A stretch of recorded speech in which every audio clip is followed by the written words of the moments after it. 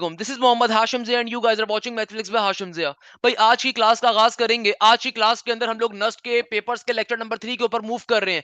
Nernst के net 1 के 2023 2024 के जो पेपर्स चल रहे हैं उन पेपर्स के ऊपर मैं सॉल्यूशंस को अपलोड कर रहा हूं। ये सॉल्यूशंस बेतहाशा इंपॉर्टेंट है।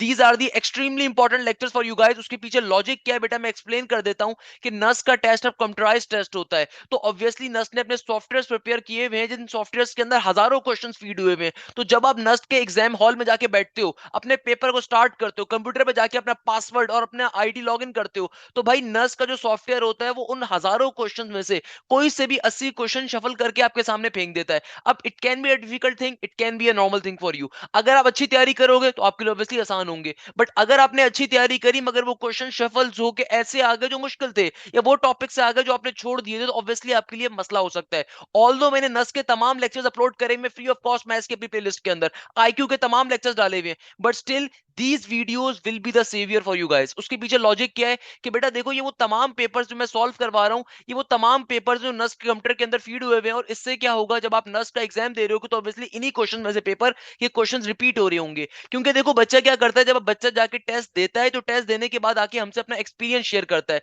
And then as a teacher हम उस एक्सपीरियंस के ऊपर सॉल्यूशंस को डिजाइन कर रहे होते हैं, उन क्वेश्चंस को सॉल्व करवा रहे होते हैं। तो भाई आपकी जिम्मेदारी है कि जब आप अपना नस का जाके एग्जाम दो 2023 में, 24 में, 25 में, 26 में, कभी भी दो, तो भाई इस व्हाट्सएप नंबर के ऊपर वापस आके लाजमी तौर के ऊपर अपना एक्सपीरियंस शेयर करो, अपने क्वेश्चंस को शेयर करो ऐसे पेपर पे लिख के, ताकि जिस तरह आपकी किसी ने मदद करी थी, आपकी किसी ने हेल्प करी थी, तो ये आपकी जिम्मेदारी भी है कि आप आने वालों की मदद करो। तो बेटा अगर आप डिस्क्रिप्शन में देखोगे, अगर आप इस वीडियो के डिस्क्रिप्शन के अंदर देखोगे, आपको एक फोल्डर दिख रहा होगा। उस फोल्डर में 2014 से लेकर आज तक जितने नस्ट के बच्चों ने पेपर्स दिए थे, एग्जाम नस्ट का दिया था, उन्होंने अपने एक्सपीरियंसेस जो शेयर किए थे हजारों की तादाद में, मैंने उस सारे के सारे उस फोल्डर में डाले में।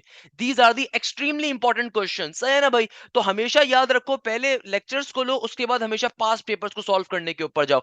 ओईटीपी की किताब में सिर्फ चंद क्वेश्चंस होते हैं, इसीलिए इन सॉल्यूशन वीडियोस को मैं बना रहा हूं। क्योंकि देखो एक अच्छा बच्चा जो कि एक अमीर बच्चा है, वो तो किसी कोचिंग सेंटर को अफोर्ड कर सकता है, उसके अम्मा अब्बा तो बड़े मशहूर किसी स्टेप्स में, किप्स में, एनीस में कहीं भी पढ़ा देंगे। मगर जो एक नॉर्मल बच्चा है जो कि सिर्फ यूट्यूब से तैयारी कर रहा हो, तो ऑब्वियसली उसके लिए फिर ये लेक्चर वीडियोस बहुत हेल्पफुल होंगे। क्योंकि भाई एक नॉर्मल बच्चा तो अपने टीचर से आके पूछ लेगा, बट नॉर्मल बच्चा नहीं पूछ सकता, सही है ना भाई। तो ये लेक्चर वीडियोस बहुत इंपॉर्टेंट है, खुद भी देखें, अपने दोस्तों से भी शेयर करें, अपने फ्रेंड्स के साथ, अपने कॉलेज के, अपने कोचिंग के ग्रुप्स के अंदर शेयर करें। Last but not the least, जब आप पेपर देकर आए तो एक छोटी सी रिक्वेस्ट है बेटा, जिस तरह इस बच्चे ने आपके लिए मेहनत करी है या इन तमाम बच्चों ने आपके लिए मेहनत करी है, वैसे ही आपकी रिस्पॉन्सिबिलिटी है कि मुझसे लाजमी तौर पर पेपर्स को शेयर करिएगा अपने, ताकि मैं वो पेपर्स फोल्डर में डाल सकूं और आने वाले बच्चों की मदद हो सके, सही है ना भाई।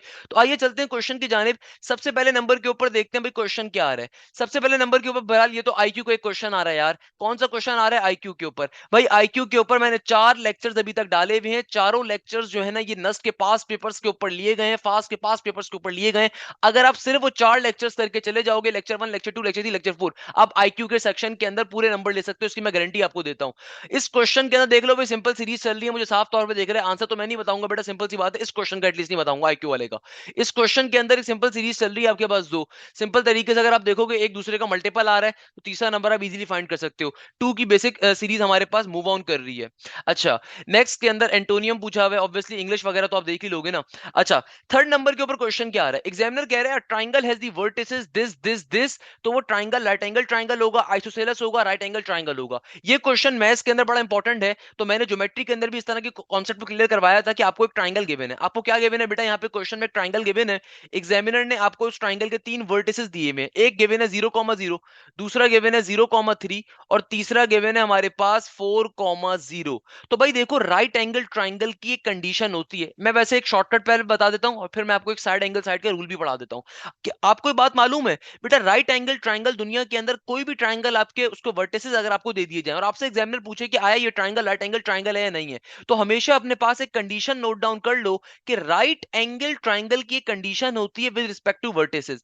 अगर आपको जो वर्टिसेस गिवन है, उन वर्टिसेस के अंदर किसी भी दो वर्टिसेस के अंदर एक्स कोऑर्डिनेट की वैल्यू और किसी भी दो वर्टिसेस के अंदर वाई कोऑर्डिनेट की वैल्यू अगर तो सिमिलर आ रही है तो इसका मतलब वो पर्टिकुलर ट्राइंगल जो है वो राइट एंगल ट्राइंगल है। क्या कहा मैंने कि भाई विद इन सेकंड्स के अंदर आप एक ट्राइंगल के वर्टिसेस को देख के कैसे आइडिया करोगे कि आया ये ट्राइंगल राइट एंगल ट्राइंगल का है या नहीं है। तो उसके पीछे एक शॉर्टकट क्या होता है कि दुनिया में कोई भी ट्राइंगल अगर राइट एंगल ट्राइंगल होता है तो आपको जो भी उस ट्राइंगल के वर्टिसेस गिवन है, for example x1 y1 x2 y2 x3 y3, यानी कि उस ट्राइंगल के आपको जो भी वर्टिसेस गिवन है, हमेशा याद रखो अगर तो दुनिया में ट्राइंगल राइट एंगल ट्राइंगल होगा ना तो इन तीन वर्टिसेस में से किसी भी दो के अंदर x कोऑर्डिनेट सेम होगा और किसी भी दो के अंदर y कोऑर्डिनेट सेम होगा। तो अगर तो ये कंडीशन फॉलो कर रहा है तो इसका मतलब क्या, दुनिया में वो ट्राइंगल राइट एंगल ट्राइंगल है। तो बहरहाल इस क्वेश्चन को देखते साथ ही पता चल रहा है कंडीशन फॉलो हो रही है कि देखो x कोऑर्डिनेट इन दो कोऑर्डिनेट्स के अंदर, x कोऑर्डिनेट जो है इन दो वर्टिसेस के अंदर सेम आ रहा है और y कोऑर्डिनेट इन दो के अंदर सेम आ रहा है। इसका मतलब क्या हुआ, ये ट्राइंगल कैसा है, राइट एंगल ट्राइंगल है।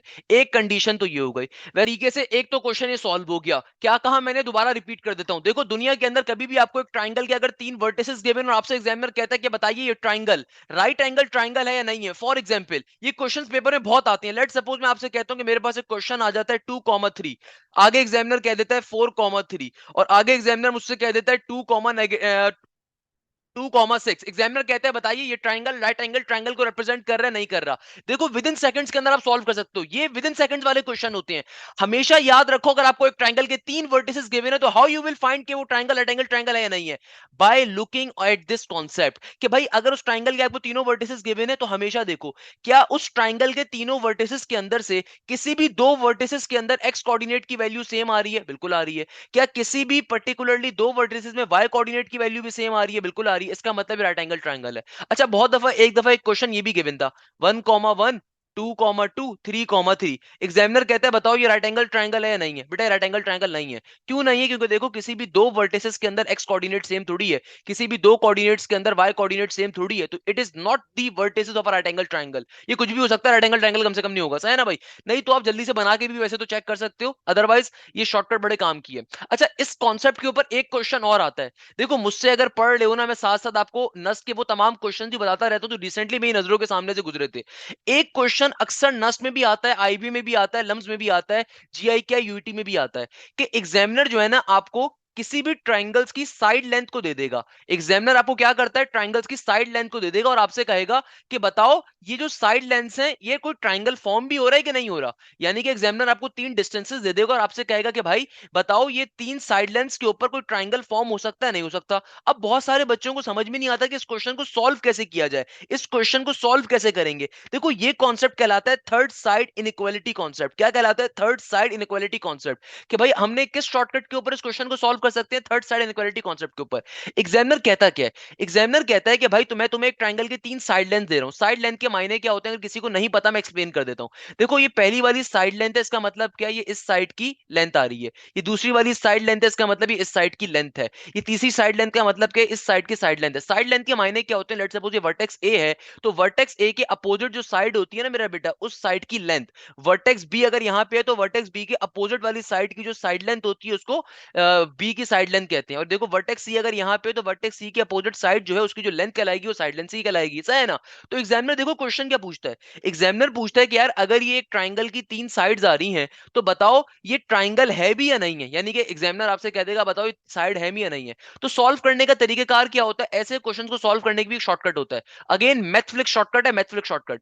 हमेशा आप ट्राइंगुलर साइड इनइक्वालिटी को यूज करते हो। याद रखिएगा आप अगर कभी भी चेक करना चाहते हो कि आया ये तीन साइड लेंथ जो आपको गिवन है इनके ऊपर कोई ट्राइंगल एग्जिस्ट भी करता है नहीं करता, उसके लिए कॉन्सेप्ट होता है ट्राइंगुलर साइड इनइक्वालिटी का। और कॉन्सेप्ट कहता क्या है, वो कहता है कि आप कोई भी दो साइड्स को पिक कर लो और तीसरी साइड को फिलहाल के लिए छोड़ दो। आप कोई भी दो साइड्स को पिक कर लो। अब according to this triangular side inequality कि आपने लेट सपोज थर्ड साइड्स बीच में उसको एक वेरिएबल एक्स पे सपोज कर लिया, तो आपकी जो थर्ड साइड होनी चाहिए ना वो हमेशा दोनों साइड्स के डिफरेंस से बड़ी होनी चाहिए। क्या कहा मैंने, आपकी जो थर्ड साइड है, जो भी आपकी थर्ड साइड है इसको इग्नोर कर दो, ये हमेशा आपकी जो बाकी दो साइड्स आपने सेलेक्ट करी है उनके डिफरेंस से बड़ी होनी चाहिए। डिफरेंस का मतलब क्या होता है, अगर मैं उन दोनों साइड्स को सब्ट्रैक्ट करूं तो उससे बड़ी होनी चाहिए, और उन दोनों साइड्स के सम से छोटी होनी चाहिए। उन दोनों साइड्स के सम से क्या होनी चाहिए? छोटी होनी चाहिए। तो आइए चेक कर लेते हैं। 5 में से 2 जाएगा, ऑब्वियसली 3 बचेगा, और यहां पे मेरे पास 5 प्लस 2 क्या होता है? 7। तो देखो मेरी थर्ड साइड क्या थी? 7 थी। 7 3 से तो बड़ा होता है, मगर 7 7 से छोटा नहीं होता। इसका मतलब ये जो ट्राइंगल की साइड्स नहीं है, ये ट्राइंगल्स की साइड नहीं है, इसका मतलब ये ट्राइंगल नहीं फॉर्म हो रहा है। यहाँ पे कुछ और फॉर्म हो रहा होगा, ट्राइंगल नहीं हो रहा होगा। हो सकता है कि बच्चा बोले सर बात समझ में नहीं आई। आइए एक और क्वेश्चन करवाता हूँ। ये सारे क्वेश्चन नस में बहुत पूछे हुए हैं। लेट सपोज मैं आपसे कहता हूं कि मेरे पास एक क्वेश्चन आ रहा है, और अल्लाह भला करे क्वेश्चन आ रहा है, एग्जामिनर मुझसे कहता है कि भाई एक क्वेश्चन है 5 7 और 10, यानी कि 5 7 और 10, these are the side lengths of a triangle, या these are the lengths of a sides, find either it they will be forming a triangle और नॉट। हमें क्या चीज फाइंड करनी है? एग्जामिनर मुझसे कहेगा कि भाई ये लेंथ गिवन है, बताओ ये लेंथ, ये जो साइड लेंथ है ना, ये किसी ट्राइंगल को फॉर्म भी करती है नहीं करती है, या कोई ट्राइंगल इन पे पॉसिबल भी है नहीं पॉसिबल है। सही है ना? एक तरीके से तो क्वेश्चन ये पेपर में आता है। आपने इन तीनों में से कोई भी साइड उड़ा सकते हो, आपकी मर्जी है, इन तीनों में से कोई भी साइड को इग्नोर कर दो। लेट सपोज मैं 5 को इग्नोर कर देता हूं, तो भाई अगर तो ये साइड लेंथ एक ट्राइंगल को रिप्रेजेंट करती है, तो according to the triangular side inequality concept या थर्ड साइड इनइक्वालिटी कॉन्सेप्ट, ये कॉन्सेप्ट क्या कहता है? ये कॉन्सेप्ट कहता है कि भाई तुम कोई भी दो साइड्स को चूज करो, उन दो साइड्स का जो डिफरेंस होगा, उन दो साइड्स का डिफरेंस वो बड़ा होना चाहिए, और उन दो साइड्स का जो सम है वो छोटा होना चाहिए थर्ड साइड से। तो इन दो साइड्स का सम भी इधर कर देते हैं, तो क्या बन जाएगा भाई? ये हो गया, 10 में से 7 जाएंगे, 3 बचेगा, x का x एज इट इज, 10 प्लस 7 17 होता है। तो अब देखो मेरी थर्ड साइड क्या थी? 5 थी। तो खुद सोचो, जो मेरी थर्ड साइड थी वो रिमेनिंग टू साइड्स के डिफरेंस से बड़ी है, और रिमेनिंग टू साइड्स के सम से छोटी है। इसका मतलब ये जो एक ट्राइंगल आ रहा है, ये परफेक्ट ट्राइंगल आ रहा है, ये ट्राइंगल एग्जिस्ट कर सकता है, ये ट्राइंगल दुनिया में बनाना पॉसिबल है। अगर ऐसा नहीं होता, जैसे इस केस में था कि यहाँ पे ट्राइंगल ही फॉर्म नहीं होता, ये ट्राइंगल नहीं है, कुछ और है, ये सिंपल एक लेंस गिवन है आपको, ट्राइंगल नहीं फॉर्म हो रहा। सही है ना भाई? इस तरीके से अक्सर पेपर में क्वेश्चन आ जाता है। अच्छा, एक और तरीके से पेपर में क्वेश्चन क्या आता है कि एग्जामिनर जो है ना, कोई भी दो साइड्स आपको दे देगा। लेट सपोज एग्जामिनर बोलेगा 5 और 7, ये आपको एक ट्राइंगल की साइड लेंथ गिवन है, बताइए थर्ड साइड की लेंथ क्या होगी? ये वाला जो क्वेश्चन है तो पेपर में बेतहाशा आता है, मोस्ट इंपॉर्टेंट है, नस्ट में बहुत आया हुआ है, नस्ट बिजनेस स्कूल में भी बहुत आया हुआ है, फास्ट में भी बहुत आया हुआ है, आईबीएम में भी, लम्स में भी बहुत आया हुआ है। एग्जामिनर क्या कहता है? दो साइड्स की वैल्यू दे देगा, बोलेगा थर्ड साइड की लेंथ बताओ क्या होगी। अब इसको भी इसी कॉन्सेप्ट पे सॉल्व करते हैं। कैसे? कि देखो, तुम्हें दो साइड्स की अगर लेंथ गिवन है और थर्ड साइड्स तुम्हें नहीं मालूम, तो ऑब्वियसली ऑप्शंस तो तुम्हें गिवन होंगे ना, आपको ऑप्शंस तो बेटा गिवन होंगे। आपने करना क्या? इसी कॉन्सेप्ट को यूज करना है भाई, सिंपल तरीके से। मुझे मालूम है कि according to the triangular side inequality या थर्ड साइड इनइक्वालिटी, कॉन्सेप्ट ये कहता है कि भाई अगर तो ये एक ट्राइंगल को रिप्रेजेंट कर रही है ये दो साइड्स, तो इसका मतलब क्या है? जो भी मेरी थर्ड साइड होगी वो इन दो रिमेनिंग साइड्स के डिफरेंस से क्या होगी? बड़ी होनी चाहिए, और इन दो रिमेनिंग साइड्स के सम से क्या होनी चाहिए? छोटी होनी चाहिए। भाई 7 में से अगर 5 निकालेंगे, 7 में से 5 निकालेंगे तो क्या बचेगा? 2 बचेगा। 7 में से 5 अगर निकालेंगे तो 2 बचेगा। x का x एज इट इज, और 7 प्लस का 5 क्या होता है? 7 प्लस का 5 12 होता है। इन चारों ऑप्शंस के अंदर से वो ऑप्शन आपका करेक्ट आंसर होगा जो 2 से बड़ा होगा और 12 से छोटा होगा। आप चेक कर लोगे बारी बारी कौन सा ऐसा नंबर है जो 2 से बड़ा और 12 से छोटा है। तो ये क्वेश्चन पेपर में बहुत आता है। तो मैंने आपको देखो साथ साथ ऐसे क्वेश्चंस की प्रैक्टिस भी करवा रहा हूं, बता रहा हूं, जो कि अभी रिसेंटली नस्ट में बहुत पूछे गए हैं। सही है ना भाई? तो इस तरीके से क्वेश्चन सॉल्व होना था। अच्छा, नेक्स्ट क्वेश्चन एक थ्योरेटिकल क्वेश्चन है। क्वेश्चन हमसे क्या कह रहा है? अब देखो नेक्स्ट क्वेश्चन हमारे पास बड़ा ही इंपॉर्टेंट क्वेश्चन आ रहा है। इस क्वेश्चन के अंदर एग्जामिनर कहता है the highest power, in the numerator of the partial fraction must be greater than the power in denominator lesser than this। अब देखो एग्जामिनर आपसे क्या कह रहा है कि भाई आपके पास जो हाईएस्ट पावर होती है न्यूमरेटर की, डिनोमिनेटर से बड़ी होती है, छोटी होती है, उसके बराबर होती है। अच्छा, हमारे बच्चों को एक तो ये नहीं पता होता न्यूमरेटर क्या होता है, डिनोमिनेटर क्या होता है। भाई जो ऊपर वाली वैल्यू होती है बेटा न्यूमरेटर की होती है, जो नीचे वाली वैल्यू होती है उसको डिनोमिनेटर कहते हैं। देखो पार्शियल फ्रैक्शन की बात कर रहे हैं, पार्शियल फ्रैक्शन के बड़े मशहूर 3 4 केसेस मैं आपके सामने लिख देता हूँ। सही है ना? देखो ये पहला केस होता है पार्शियल फ्रैक्शन का, ये दूसरा केस होता है और ये तीसरा केस होता है। अगर आप इन तमाम केसेस में एक बात गौर से देखो, हमारा जो न्यूमरेटर होता है वो ज्यादातर क्या होता है? न्यूमरेटर की वैल्यू हमेशा छोटी होती है एज कंपेयर टू डिनोमिनेटर। तो यानी कि इसका मतलब क्या होगा? Option number 2 can be the correct answer, कि हमारी जो न्यूमरेटर की वैल्यू होती है वो कैसी होती है? न्यूमरेटर की हाईएस्ट पावर का मतलब कि न्यूमरेटर के अंदर जो हाईएस्ट वेरिएबल आ रहा है वो क्या होगा? भाई जाहिर सी बात है न्यूमरेटर की हाईएस्ट पावर यूजुअली क्या होती है? वो छोटी होती है एज कंपेयर टू डिनोमिनेटर, क्योंकि देखो डिनोमिनेटर के अंदर यूजुअली लीनियर फैक्टर्स भी अगर मौजूद होंगे तो मल्टीप्लाई हो रहे हैं, तो मल्टीप्लाई होने के बाद हाईएस्ट पावर उनकी बड़ी ही बन रही होगी। तो हमेशा याद रखिएगा पार्शियल फ्रैक्शंस के अंदर न्यूमरेटर की जो हाईएस्ट पावर होती है डिनोमिनेटर के मुकाबले में क्या होती है, छोटी होती है। अच्छा, नेक्स्ट क्वेश्चन में एग्जामिनर ने साइन अल्फा प्लस बीटा का फॉर्मूला पूछा था। आई डोंट थिंक मुझे बताने की जरूरत पड़नी चाहिए। साइन अल्फा प्लस बीटा का फॉर्मूला क्या होता है बेटा, ये बराबर होता है सिंपल तरीके से sine alpha cos beta, plus का साइन है तो प्लस ही आ जाएगा, आगे क्या हो जाएगा, आगे हो जाएगा cos alpha sign beta. Next question बड़ा इंपॉर्टेंट क्वेश्चन हमारे पास आ रहा है, ये नेक्स्ट क्वेश्चन बड़ा इंपॉर्टेंट क्वेश्चन बहुत मजे का क्वेश्चन है। मैं इसलिए हंस रहा हूं कि बेटा क्वेश्चन बहुत ही इंटरेस्टिंग है और ये क्वेश्चन आपकी बेसिक अंडरस्टैंडिंग पे डिपेंड करेगा। एग्जामिनर कह रहा है which of the following is incorrect. अच्छा, अब देखो यहाँ पे जो सिंबल गिवन है ना, सिंबल किसका है, सबसेट का। अब बहुत से बच्चों को ये सिंबल तो पता होगा सिंबल सबसेट का है, मगर ये नहीं पता होगा रिप्रेजेंट कैसे करते हैं। अब फॉर एग्जाम्पल अगर मेरे पास कहीं पे लिखा हुआ आ जाए, अगर मेरे पास ऐसे लिखा हुआ हो तो भाई इसका मतलब क्या होता है, यानी कि लेट सपोज अगर यहाँ पे ये चीज लिखी हुई है, देखो याद रखिएगा ये सिंबल किसका है, सबसेट का। अब जिस तरफ सबसेट के सिंबल का मुंह खुला हुआ होता है ना, इसका मतलब होता है कि भाई वो बड़ी वाली वैल्यू है, और जिसकी जानिब पीठ होती है इसका मतलब होता है वो छोटी वैल्यू है। तो इसका मतलब क्या है, A is the subset of the universal set. इस जुमले का मतलब क्या है कि ए यूनिवर्सल सेट का सबसेट है, सही है ना। Okay, while on the other hand देखो यहाँ पे एग्जामिनर कह रहा है which of the following is incorrect. Incorrect हमें फाइंड आउट करने हैं। अब पहले ऑप्शन में एग्जामिनर कह रहा है कि भैया इस तरीके का सिंबल बना हुआ है, इसका मतलब क्या होगा, इसका मतलब होगा कि यूनिवर्सल सेट ए का सबसेट है, जो कि टेक्निकली कभी पॉसिबल ही नहीं है। यूनिवर्सल सेट तो दुनिया में कहते ही उस सेट को है जो कि हमेशा हमारे पास क्या होता है, जो कि हमेशा हमारे पास सिंपल तरीके से दूसरे वाले का क्या होता है, बड़ा सेट होता है।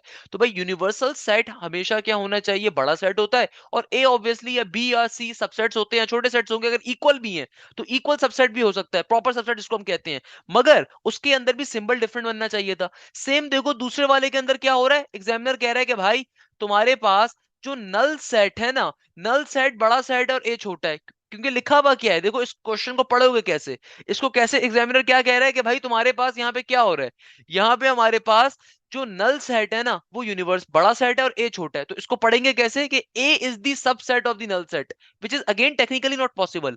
हो सकता है ए में कोई एलिमेंट एग्जिस्ट करता, और अगर ए में एलिमेंट एग्जिस्ट नहीं भी करता तब भी इसको ऐसे लिखा जाना चाहिए था कि भाई तुम्हारे पास जो नल सेट है वो ए का क्या आ रहा है, सबसेट आ रहा है, सही है ना भाई, अगर वो प्रॉपर सबसेट भी होते तो सूरत में। अच्छा, इसी तरीके देखो तीसरे वाले में भी ये काम हो रहा है कि एग्जामिनर कहता है कि भाई नल सेट जो है यूनिवर्सल का सबसेट है, ऐसा पॉसिबल नहीं है टेक्निकली। तो इसका मतलब क्या हुआ, option number 4 is the correct, यानी कि all of these are incorrect, सही है ना भाई।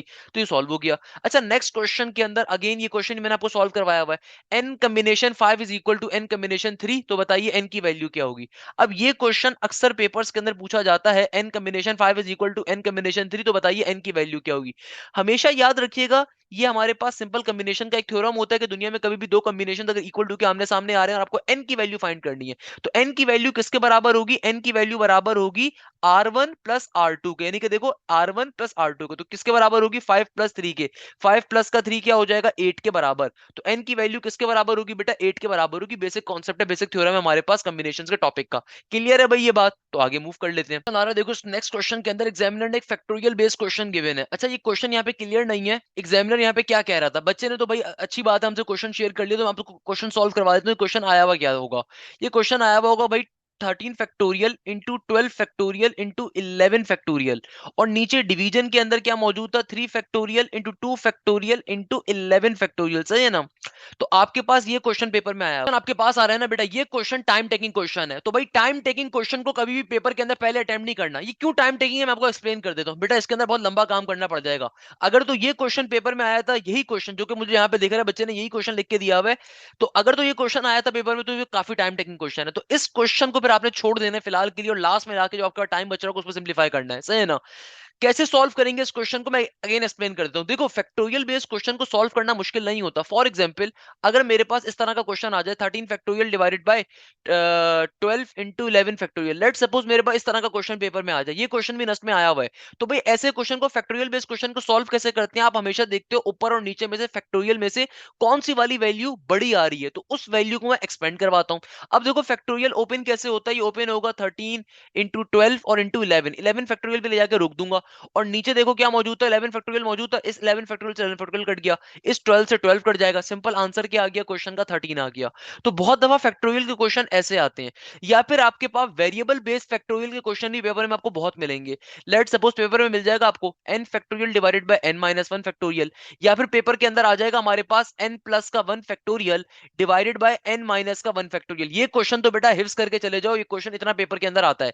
तो भाई वेरिएबल बेस्ड फैक्टोरियल को भी कैसे सॉल्व किया जाता है, सेम कॉन्सेप्ट होता है। कभी भी फैक्टोरियल का क्वेश्चन अगर पेपर में आए ना, हमेशा देखो ऊपर और नीचे में से बड़ी वैल्यू कौन सी है। देखो n फैक्टोरियल बड़ा होता है, इसका मतलब n फैक्टोरियल को एक्सपेंड करवाया जाएगा। तो n फैक्टोरियल कैसे एक्सपेंड होगा, ये एक्सपेंड होगा n इंटू n माइनस का वन, और फिर यहीं पे ले जाके रोक दूंगा मैं, क्योंकि नीचे क्या मौजूद था, n माइनस का वन फैक्टोरियल, तो इससे कैंसिल आउट हो गया, तो आंसर क्या आ जाएगा, n के बराबर। या फिर देखो इस क्वेश्चन को कैसे सॉल्व करेंगे, अगर मेरे पास ये आ जाए n plus one factorial divided by n minus one factorial. देखो सबसे पहला काम क्या करना होता है, सबसे पहले नंबर के ऊपर आपने देखना है ऊपर और नीचे में से बड़ी वैल्यू कहां पर आ रही है। मुझे साफ तौर पर दिखता है कि n प्लस वन फैक्टोरियल क्या है, बड़ी value n minus one factorial के मुकाबले में। तो n प्लस वन को एक्सपेंड करवाएंगे, कहां तक एक्सपेंड करवाएंगे कि नीचे वाली वैल्यू जहां अचीव हो जाए वहां तक जाके स्टॉप करवा दिया करते हैं। तो क्या बन जाएगा बेटा, ये हो जाएगा simple n plus one factorial as it is लिखा जाएगा। पहले हमेशा एक ही दफा लिखते हैं, फिर इसमें से एक माइनस करके लिखेंगे, सही है ना, अभी भी नीचे वाली वैल्यू नहीं बन रही, और फिर इसमें से माइनस टू करके चेक करेंगे। तो n प्लस वन माइनस का टू यहीं पे ले जाकर रोक दूंगा, क्योंकि अब नीचे वाली वैल्यू बन गई। नीचे देखो क्या आ रहा है, n माइनस का वन फैक्टोरियल, तो प्लस वन माइनस टू क्या हो जाएगा, ऑब्वियसली माइनस का वन होगा। तो भाई n माइनस वन फैक्टोरियल से n माइनस वन फैक्टोरियल क्या हो गया, कैंसिल आउट हो गया, प्लस वन से माइनस वन कैंसिल आउट हो जाएगा। तो आंसर क्या आ गया, n into n plus one. Simple तरीके से क्वेश्चन क्या हो जाएगा हमारा, सॉल्व हो जाएगा। क्वेश्चन क्या हो जाएगा बेटा हमारा, सिंपल तरीके से सॉल्व हो गया। तो भाई ये वाले क्वेश्चन पेपर में बहुत आते हैं। अब देखो ये जो क्वेश्चन आया हुआ है, मैं 100% मुझे इस पर डाउट है कि भाई इस क्वेश्चन में बच्चे ने गलती करी हुई है, मगर स्टिल बच्चे ने जो क्वेश्चन शेयर किया मैं आपको बता देता हूं कैसे सॉल्व कर सकते हो। देखो ये क्वेश्चन बहुत टाइम टेकिंग हुआ है, इसको तो आप नॉर्मल वे में भी कैलकुलेटर में भी सॉल्व नहीं कर सकते। उसके पीछे रीजन ये है कि बहुत बड़ा नंबर गिवन है, 1000 गुना बड़ा नंबर है गिवन है। 13 फैक्टोरियल तो बेटा कैलकुलेटर में भी नहीं आएगा, 13 into 12 factorial into 11 factorial calculator में भी सॉल्व नहीं कर सकते, उल्टा भी लटक जाओ कैलकुलेटर में सॉल्व नहीं होगा। तो भाई यहाँ पे बच्चे ने डिवीजन में कोई गलती करी हुई है, but what I can see, I can tell you कि भाई आप सॉल्व कैसे कर रहे होगे। हो सकता है ऑप्शन या तो फिर आपको ऐसे गिवन होंगे ना कि ऑप्शन आसान गिवन होंगे, तो आप उसको पिक कर सकते हो। कैसे के देखो सिंपल तरीके से मुझे साफ तौर पे एक चीज तो दिख रही है कि भाई ऊपर भी 11 फैक्टोरियल आ रहा है, नीचे भी 11 फैक्टोरियल आ रहा है, दोनों कैंसिल आउट हो गए। क्या बच गया मेरे पास, हमारे पास बच गया 13 फैक्टोरियल इंटू 12 फैक्टोरियल, डिवीजन के अंदर आ गया 3 फैक्टोरियल इंटू 2 फैक्टोरियल। अब देखो मैं क्या कर सकता हूं, अब डिपेंड करता है मेरे ऑप्शंस क्या थे। अगर तो ये क्वेश्चन पेपर में आया होगा ना, तो बेटा फिर ये क्वेश्चन आपको पूरा सॉल्व करने नहीं आ सकता, क्योंकि भाई पूरा सॉल्व करने का मतलब ये होता है किसी भी टर्म के अंदर अगर फैक्टोरियल आ जाए तो उसका मतलब है कि उस टर्म को मल्टीप्लाई करवाते हुए वन तक ले जाओगे। तो भाई ये तो पॉसिबल ही नहीं है, 13 into 12 into 11 into 10 into 9 into 8 into 7, similarly 12 पे भी करना पड़ेगा, तो ये बहुत बड़ा नंबर बन जाएगा, साइंटिफिकली नॉट पॉसिबल है पेपर में आए, सही है ना। तो इसका मतलब क्या होगा, तो अगर ये आया होगा तो फिर ऑप्शन आपको आसान दिए जाएंगे। कैसे, लेट सपोज हो सकता है ऐसा सॉल्व हो जाए, हम ऐसे सॉल्व कर लें, अगेन ऑप्शंस तो मेरे पास नहीं लिखे हुए, तो आपको तरीकेकार बता देता हूं कि हम इस तरीके से सॉल्व कर लेंगे। 13 इंटू 12 इंटू 11 तक इसको एक्सपेंड किया मैंने, और यहाँ पे 12 फैक्टोरियल का 12 फैक्टोरियल आ गया। अच्छा 13 को मैंने कहां तक एक्सपेंड किया, सिर्फ 11 तक। अच्छा नीचे क्या है, 3 फैक्टोरियल इंटू 2 फैक्टोरियल। अब मुझे मालूम है भाई 3 फैक्टोरियल 2 फैक्टोरियल क्या होता है, 3 फैक्टोरियल होता है बेटा 6 के बराबर, और 2 फैक्टोरियल होता है 2 के बराबर। 6 टू ज़ार नीचे 12 हो गया, तो इस 12 से 12 भी कट गया। तो हो सकता है ऑप्शंस के अंदर आपको कहीं ये वैल्यू गिवन हो, 13 इंटू 11 फैक्टोरियल इंटू 12 फैक्टोरियल, हो सकता है ऑप्शंस के अंदर कहीं ये चीज मौजूद हो सकता है इस तरह की कोई वैल्यू ऑप्शंस के अंदर गिवन हो। अगर तो ये क्वेश्चन पेपर में आया होगा ना, तो फिर ऐसे करके कोई ऑप्शन गिवन होगा। अदरवाइज ये क्वेश्चन डायरेक्टली नहीं आ सकता, क्योंकि बहुत लंबा क्वेश्चन होगा, मैं अगेन आपको बता रहा हूँ, साइंटिफिक कैलकुलेटर भी सॉल्व नहीं कर सकते, सही है ना भाई। तो सॉल्व करना तो पॉसिबल ही नहीं है ना उसको। या फिर अगर नंबर मांगा है तो फिर तो मल्टीप्लाई करना पड़ेगा, कि भाई सिंपल तरीके से 11 फैक्टोरियल तक लेकर जाओगे, 11 into 10 into 9 into 8 into 7 into 6, इस तरीके 12 फैक्टोरियल में भी करोगे, बट वो पॉसिबल नहीं है, बहुत लंबा नंबर आ जाएगा, सही है ना। आपको खाली 7 फैक्टोरियल तक की वैल्यू याद होनी चाहिए। अच्छा नेक्स्ट चीज बच्चा बता रहा है, overall majority question for math from the integration differentiation, okay कोई मसले की बात नहीं है। अच्छा एक और क्वेश्चन बच्चे ने शेयर किया, इंपॉर्टेंट क्वेश्चन है ट्रिगोनोमेट्री का। बच्चा कहता है कि सर हमारे पास पेपर में एक क्वेश्चन आया था, और वो क्वेश्चन ये था कि भाई एक इक्विलेटरल ट्राइंगल गिवन था। कह रहा है बच्चा a is equal to B is equal to c is equal to 1, यानी कि एक ट्राइंगल गिवन था जो कि इक्विलेटरल था, उस ट्राइंगल की तमाम साइड्स 1 के बराबर थी, और आपको एंगल अल्फा की वैल्यू गिवन थी 60 डिग्री के बराबर। एग्जामिनर ने एंगल बीटा की वैल्यू पूछी थी। इस क्वेश्चन को विद इन सेकंड्स के अंदर कैसे सॉल्व कर सकते हो, विद इन सेकंड्स के अंदर। इस क्वेश्चन को लंबे मेथड पे सॉल्व नहीं करना, मैं लंबा मेथड भी अभी आपको सॉल्व करवा दूंगा, मुझे मसला नहीं है लंबे मेथड के ऊपर भी सॉल्व करवाने के ऊपर, साइन लॉ के ऊपर सॉल्व करेंगे, सिंपल तरीके से सॉल्व हो जाएगा। मगर ये क्वेश्चन विद इन सेकंड्स में होना चाहिए, इस पे आपका का एक सेकंड भी लगना नहीं चाहिए, क्योंकि देखो ट्राइंगल का बेसिक कॉन्सेप्ट है, ट्रिगोनोमेट्री का बेसिक थ्योरम है, सॉलिड ज्योमेट्री का बेसिक कॉन्सेप्ट है कि दुनिया में कभी भी अगर ट्राइंगल्स की साइड आपस में बराबर कोई होती है तो यह बात लाजिम है कि उनके रिस्पेक्टिव एंगल ही बराबर होते हैं। तो भाई इस ट्राइंगल के अंदर तो तीनों साइड्स बराबर हैं, और आपको अगर एक एंगल की वैल्यू गिवन है तो इसका मतलब बाकी एंगल भी क्या होंगे, क्योंकि तीनों साइड्स बराबर हैं तो तीनों एंगल्स भी बराबर होंगे। याद रखिएगा ट्राइंगल का बड़ा बेसिक एक कॉन्सेप्ट होता है कि अगर कभी ट्राइंगल के अंदर साइड्स आपस में बराबर हो, अगर कभी भी ट्राइंगल के अंदर लेट सपोज ये दो साइड्स बराबर हैं, तो भैया इनका रिस्पेक्टिव एंगल भी बराबर होगा। फॉर एग्जांपल ये कौन सी साइड है, ये साइड बी है, और ये कौन सी साइड है, साइड सी। लेट सपोज अगर इस ट्राइंगल में दो साइड्स आपस में बराबर हैं तो बेटा इनके रिस्पेक्टिव एंगल्स भी, ये वाला एंगल और ये एंगल भी हमेशा बराबर होंगे। ट्राइंगल का बेसिक कॉन्सेप्ट है कि लेट सपोज अगर ये और ये साइड बराबर है तो इसका मतलब क्या होगा, यहाँ पे जो रिस्पेक्टिव एंगल्स होंगे इन साइड्स के, साइड ए का एंगल हो गया और साइड बी का एंगल हो गया, दो वो भी आपस में क्या होते हैं, बराबर होते हैं। याद रखिएगा ट्राइंगल का बेसिक कॉन्सेप्ट कहता है कि whenever the sides of a triangle are equal to each other their respective angles are also equal to each other. तो भाई अगर एक एंगल की वैल्यू 60 डिग्री गिवन है आपको, तो जाहिर सी बात है बीटा की वैल्यू भी क्या होगी, 60 के बराबर होगी। सॉल्व करने की नीड ही नहीं है, बट अगर इसको प्रूव करना चाहते हो मैं साइन लॉ पे सॉल्व भी कर, बहुत ही आसान सा कॉन्सेप्ट है, सिंपल तरीके से यहाँ पे साइन लॉ को अप्लाई कर देंगे, क्योंकि देखो हमारे पास दो एंगल्स और दो साइड्स हैं, तो भाई ये मेरे पास साइड ए हो गई, ये साइड बी हो गई। तो साइन लॉ मुझसे क्या कहता है, साइन लॉ कहता है A divided by sine alpha is equal to B divided by sine beta. तो भैया देखो साइड ए की वैल्यू क्या है, साइड ए की वैल्यू है 1 के बराबर। साइन अल्फा, अल्फा डिग्री की वैल्यू क्या है मेरा बेटा, अल्फा डिग्री की वैल्यू है हमारे पास 60 डिग्री, इक्वल टू का साइन। और बी साइड की वैल्यू भी किसके बराबर है, 1 के बराबर, क्योंकि भाई एक ट्राइंगल की तमाम साइड्स एग्जामिनर ने लिखा हुआ A is equal to B is equal to C equal to 1 है, सही है ना।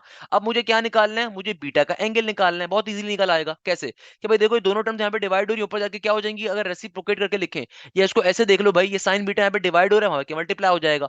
ये साइन 60 यहाँ पे डिवाइड हो रहा है, वहां पे जाके क्या हो जाएगा बेटा, मल्टीप्लाई। तो क्या बन जाएगा, ये हो जाएगा sine 60 is equal to sine beta. तो भैया देखो हमें मालूम है साइन 60 डिग्री किसके बराबर होता है, भाई साइन 60 डिग्री बराबर होता है हमारे पास अंडर रूट 3 डिवाइडेड बाय 2 के, इक्वल टू के बाद साइन बीटा का साइन बीटा। अब देखो अगर आपको बीटा की वैल्यू चाहिए साइन को दूसरी तरफ भेज दोगे, तो भाई अगर बीटा की वैल्यू मुझे चाहिए साइन दूसरी तरफ जाएगा तो क्या बन जाएगा, वहां पे जाके साइन इनवर्स बन जाएगा। अच्छा अभी जब साइन इनवर्स बन जाएगा तो हमें मालूम है भैया जी, तो वहां पे जाके क्या हो जाएगा, अंडर रूट 3 डिवाइडेड बाई 2 पहले से मौजूद था भाई, अगर मैंने साइन को दूसरी तरफ भेज दिया साइन इनवर्स बन जाएगा। और sine inverse root 3 divide by 2 किसके बराबर होता है, 60 डिग्री के बराबर होता है। क्वेश्चन देखते हैं नेक्स्ट क्वेश्चन एग्जामिनर क्या कह रहा है। एग्जामिनर नेक्स्ट क्वेश्चन में कहता है, अगेन ये क्वेश्चन आपको बहुत मिलेगा कॉनिक्स का। एग्जामिनर कहता है कि भाई एक इक्वेशन लिखी हुई है, बताओ ये इक्वेशन सर्कल की है, हाइपरबोला की है, एलिप्स की, पैराबोला की है, कैसे आइडेंटिफाई करोगे।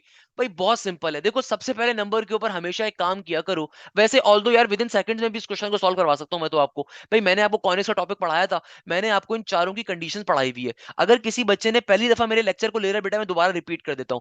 याद रखिएगा दुनिया में सर्कल की इक्वेशंस की तीन पहचानें होती हैं। अगर दुनिया में एक इक्वेशन सर्कल की है ना, वो तीन कंडीशंस को फॉलो करेगी।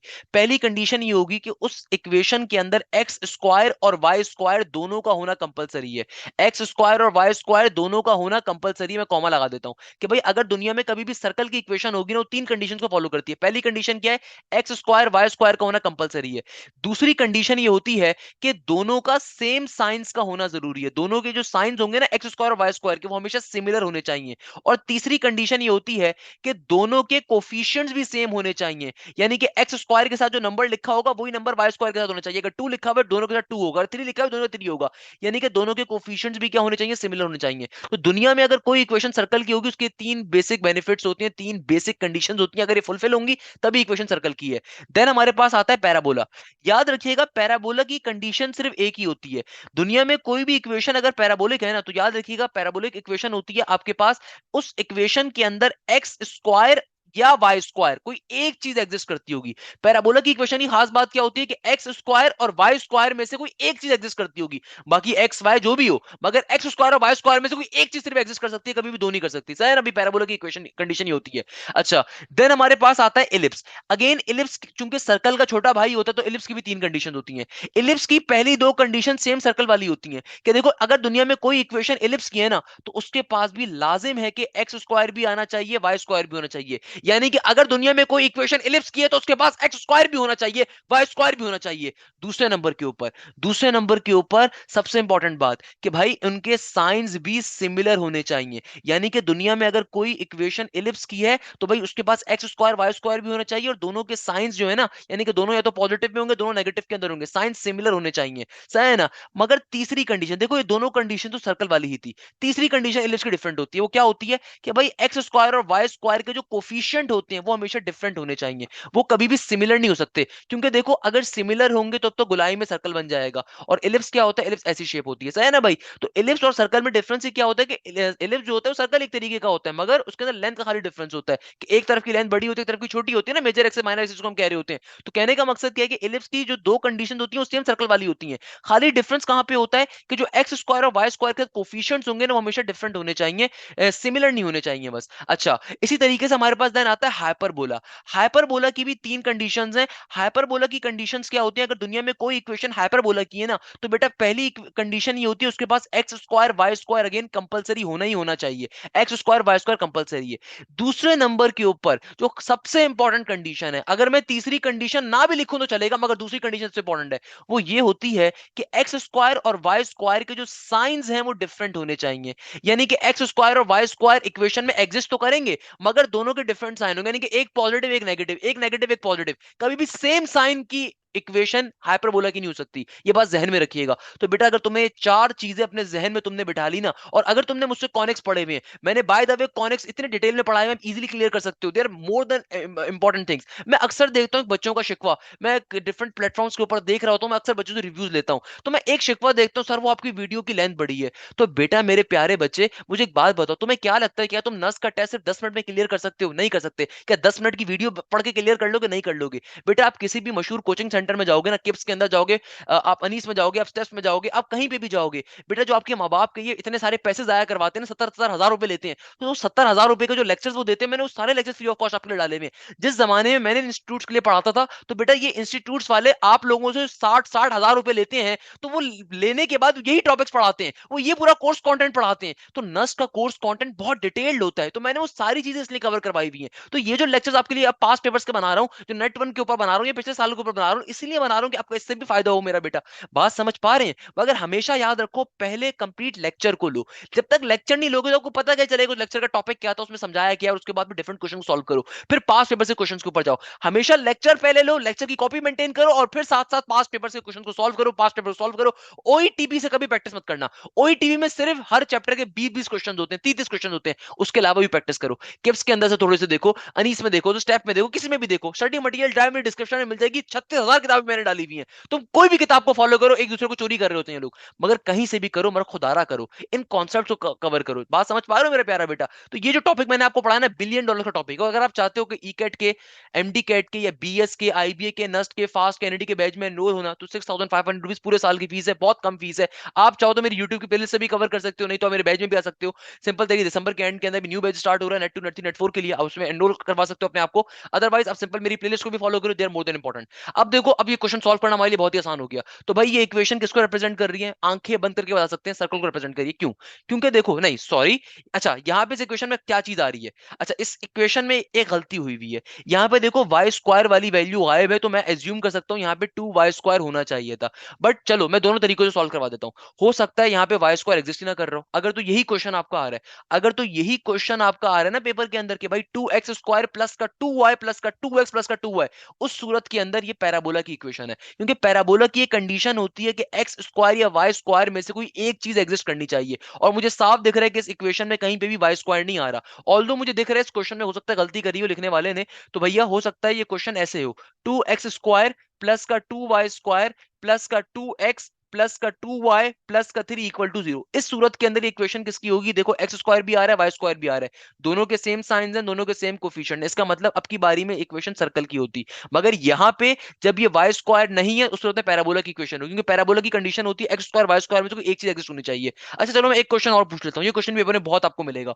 लेट सपोज क्वेश्चन आ जाए 2x² प्लस का 3y² प्लस का 2x प्लस का 9 इक्वल टू 0। अब की बारी में ये इक्वेशन किस चीज को रिप्रेजेंट कर रही है, किस कॉनिक को रिप्रेजेंट कर रही है? याद रखिएगा ये क्वेश्चंस बहुत आते हैं हर साल, हर नेट के अंदर आपको मिलेगा ये क्वेश्चन। बेटा ये क्वेश्चन किसको रिप्रेजेंट कर रहा है? देखो खुद देखो, आपके पास एक्स स्क्वायर भी आ रहा है, वाई स्क्वायर भी आ रहा है, दोनों के दोनों पॉजिटिव यानी कि सिमिलर साइंस भी हैं, मगर दोनों के कोफिशिएंट्स क्या है? डिफरेंट है। हमें मालूम है सर्कल की कंडीशन क्या होती है? एक्स स्क्वायर वाई स्क्वायर दोनों का होना, दोनों के सेम साइंस का होना और कोफिशिएंट भी सेम होना। यहाँ पे कोफिशिएंट्स क्या डिफरेंट है, इसका मतलब ये जो इक्वेशन आ रही है किस कॉनिक की है? ये बेटा एलिप्स की इक्वेशन आ रही है। किसकी आ रही है? एलिप्स की इक्वेशन आ रही है।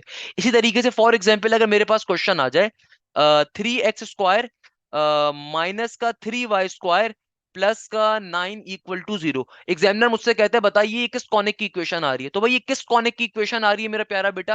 गौर से देखो, एक्स स्क्वायर भी आ रहा है, वाई स्क्वायर भी आ रहा है, मगर दोनों के साइंस कैसे हैं? डिफरेंट हैं। एक्स स्क्वायर पॉजिटिव में, वाई स्क्वायर नेगेटिव में। तो हमें साफ पता चल गया भाई किसकी वैल्यू है, ये हमारे पास आ रही है हाइपरबोला की इक्वेशन। किसकी इक्वेशन आ रही है मेरा प्यारा बेटा? हाइपरबोला की इक्वेशन आ रही है। आपने सिंपल एक्स सिंपल वाई को कभी नहीं देखना, इनको इग्नोर करना है, सिर्फ इस पे खेलना होता है, सिर्फ एक्स स्क्वायर वाई स्क्वायर पे खेलना होता है। भाई मैंने आपको साथ साथ बहुत सारे क्वेश्चन सॉल्व करवा रहा होता हूँ।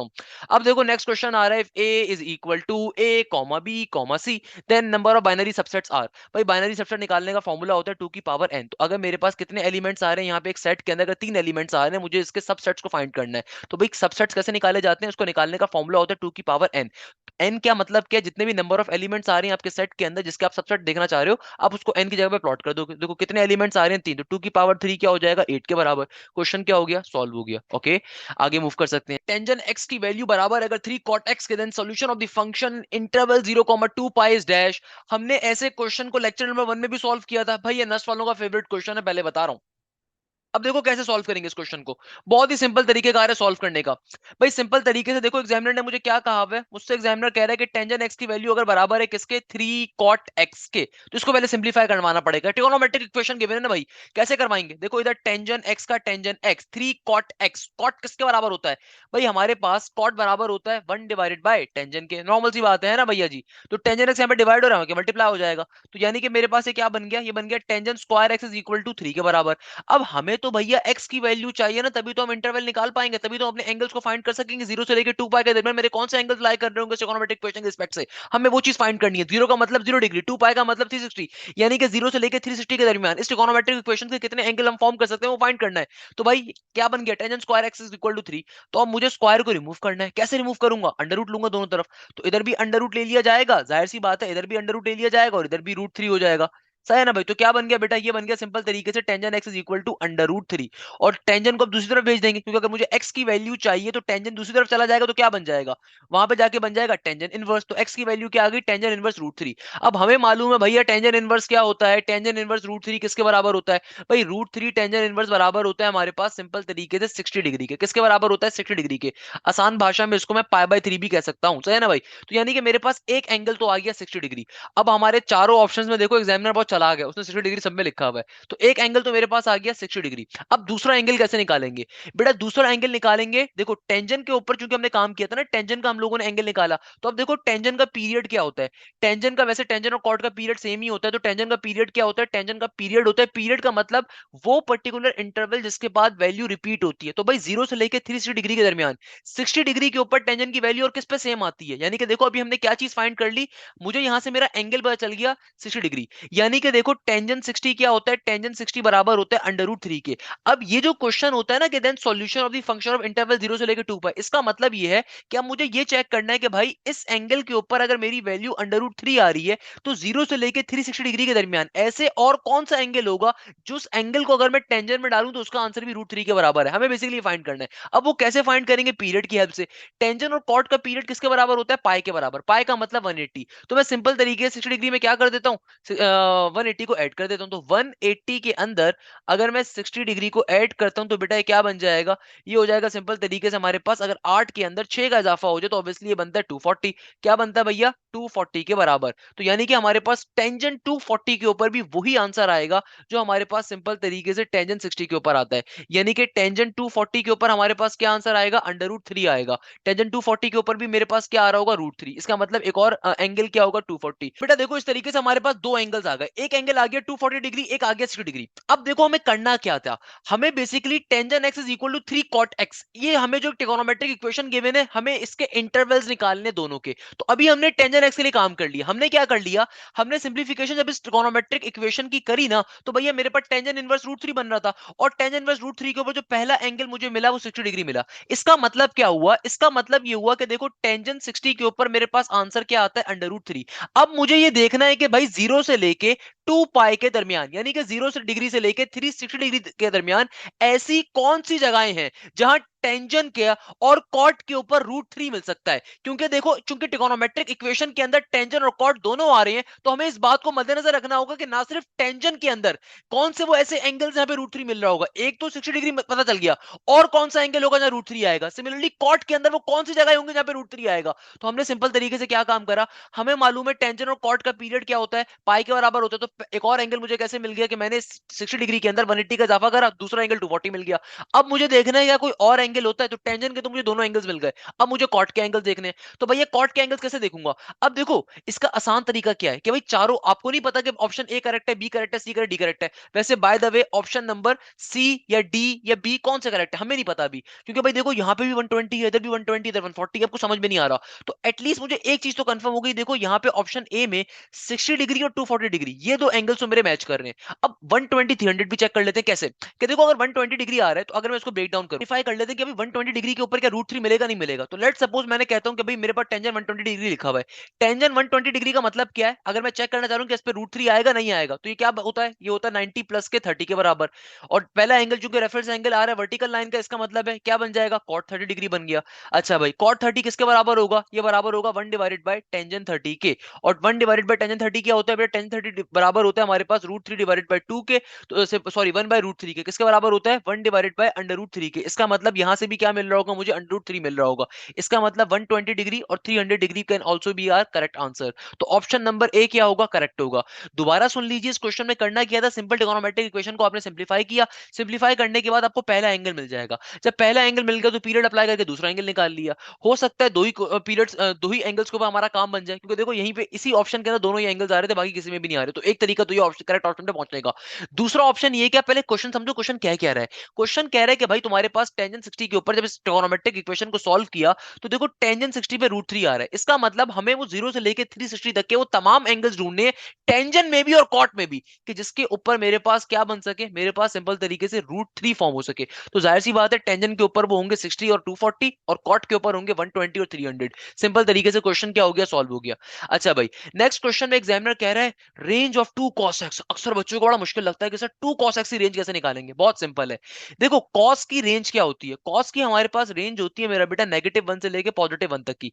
cos की सिंपल cos x की रेंज क्या होती है, -1 से +1 तक की। मगर यहाँ पे क्या लिखा हुआ है 2 cos x, तो सिंपल तरीके से जो सिंपल cos की रेंज होती है मैं बाहर 2 को मल्टीप्लाई करवा देता हूँ, तो क्या बन जाएगा, ये हो जाएगा -2 से लेके +2 तक। ये मेरा करेक्ट आंसर हो जाएगा। Option number D will be the correct answer. अच्छा सॉरी नहीं, option number C will be the correct answer. मैंने आपको अपने लेक्चर्स में भी बताया था बेटा, ये वाली जो फनकारी होती है ना अक्सर एग्जामिनर करता है, ये क्लोज ब्रैकेट और ओपन ब्रैकेट वाली। तो भैया क्लोज ब्रैकेट के मायने क्या होते हैं, ओपन ब्रैकेट के मायने क्या होते हैं, सारी बातें डिस्कस कर चुका हूं। कि देखो क्लोज ब्रैकेट्स कहीं पे भी लिखे होते हैं, इसका मतलब ये होता है कि आपने एक्सट्रीम पॉइंट्स को भी लेना है, मिडिल पॉइंट्स को भी लेना है। ओपन ब्रैकेट्स का मतलब होता है कि एक्सट्रीम पॉइंट्स काउंट नहीं होंगे, सिर्फ मिडिल पॉइंट्स काउंट हो रहे होते हैं। तो भाई रेंज जो होती है ना हमेशा किसमें होती है, क्लोज ब्रैकेट्स के अंदर होती है। Remember these basic concepts, okay. Next question में एग्जामिनर कहता है x is equal to under root के अंदर एक्स स्क्वायर माइनस का A square, then the range is dash real number, all non negative numbers, all negative numbers, always less than A. अब देखो इस question का concept क्या है। Examiner कह रहा है कि भाई अगर तुम्हारे पास एक ये फंक्शन आ जाए अंडर रूट के अंदर एक्स स्क्वायर माइनस का ए स्क्वायर, इसकी रेंज क्या होगी। देखो रेंज के मायने क्या होते हैं, रेंज कहते हैं आउटपुट को, यानी कि आपको बताना है कि इस under root x square minus A square की हमेशा आउटपुट क्या होगी। अब ये चीज जहन में रखिएगा, अंडर रूट की एक पॉलिसी होती है, हमेशा जो हमारे पास रेंज होती है ना, रेंज कहते हैं किसे, आउटपुट को। और आउटपुट आपका या रेंज हमेशा आपकी रियल टर्म्स होनी चाहिए, कभी भी कॉम्प्लेक्स या इमेजिनरी टर्म हमारी रेंज नहीं हो सकती, क्योंकि रेंज कहते हैं जो चीज पॉसिबल हो। सही है ना भाई। तो अगर मुझे root x square minus A square का रेंज निकालना है, आउटपुट निकालना है, तो मुझे मालूम है वो कौन सी ऐसी कंडीशन होगी जिसपे रूट नॉन नेगेटिव हो जाए, जिसपे रूट क्या हो जाए, पागल हो जाए, जिसपे रूट आपका आंसर ना दे। वो सिर्फ एक ही कंडीशन होती है कि अगर कभी भी रूट के अंदर नेगेटिव की वैल्यू आ जाए ना, तो इसका मतलब क्या होता है, रूट कभी भी आपको आंसर सॉल्व नहीं कर सकते आप। तो हमें फिर क्या करना पड़ता है, आयोटा लेना पड़ता है। सबको ये बात मालूम होगी। होगी ना, तो इसका मतलब क्या हुआ? इसका मतलब ये हुआ कि जो स्क्वायर रूट है ये हमेशा आपको हर टर्म के ऊपर आपको सही आंसर देगा, सिवाय सिवाय कि मैं इसमें कोई ऐसी वैल्यू डाल दूं x की जगह के ऊपर कि जहां पे मेरा नंबर a से छोटा हो जाए और आंसर नेगेटिव में आ जाए। क्या कहा मैंने कि देखो ये अंडर रूट के अंदर x square minus A square आ रहा है, अगर मुझे इसकी रेंज निकालनी है तो देखो रेंज निकालने का मतलब ये होता है कि आप वो तमाम नंबर्स फाइंड करो जो हमेशा इसके आंसर्स होंगे।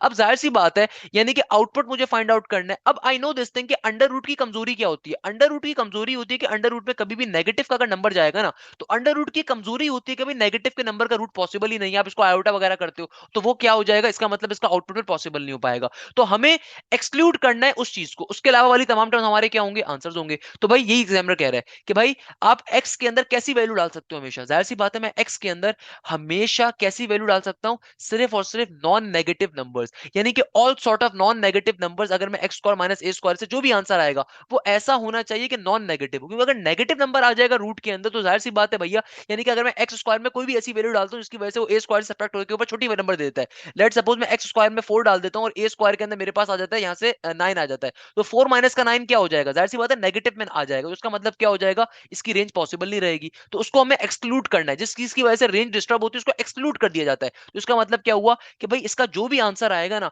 इसका ऐसा आंसर होना चाहिए जो नॉन नेगेटिव हो, वरना रूट सेटिस्फाई नहीं करेगा। तो इसका मतलब option number C is the correct answer.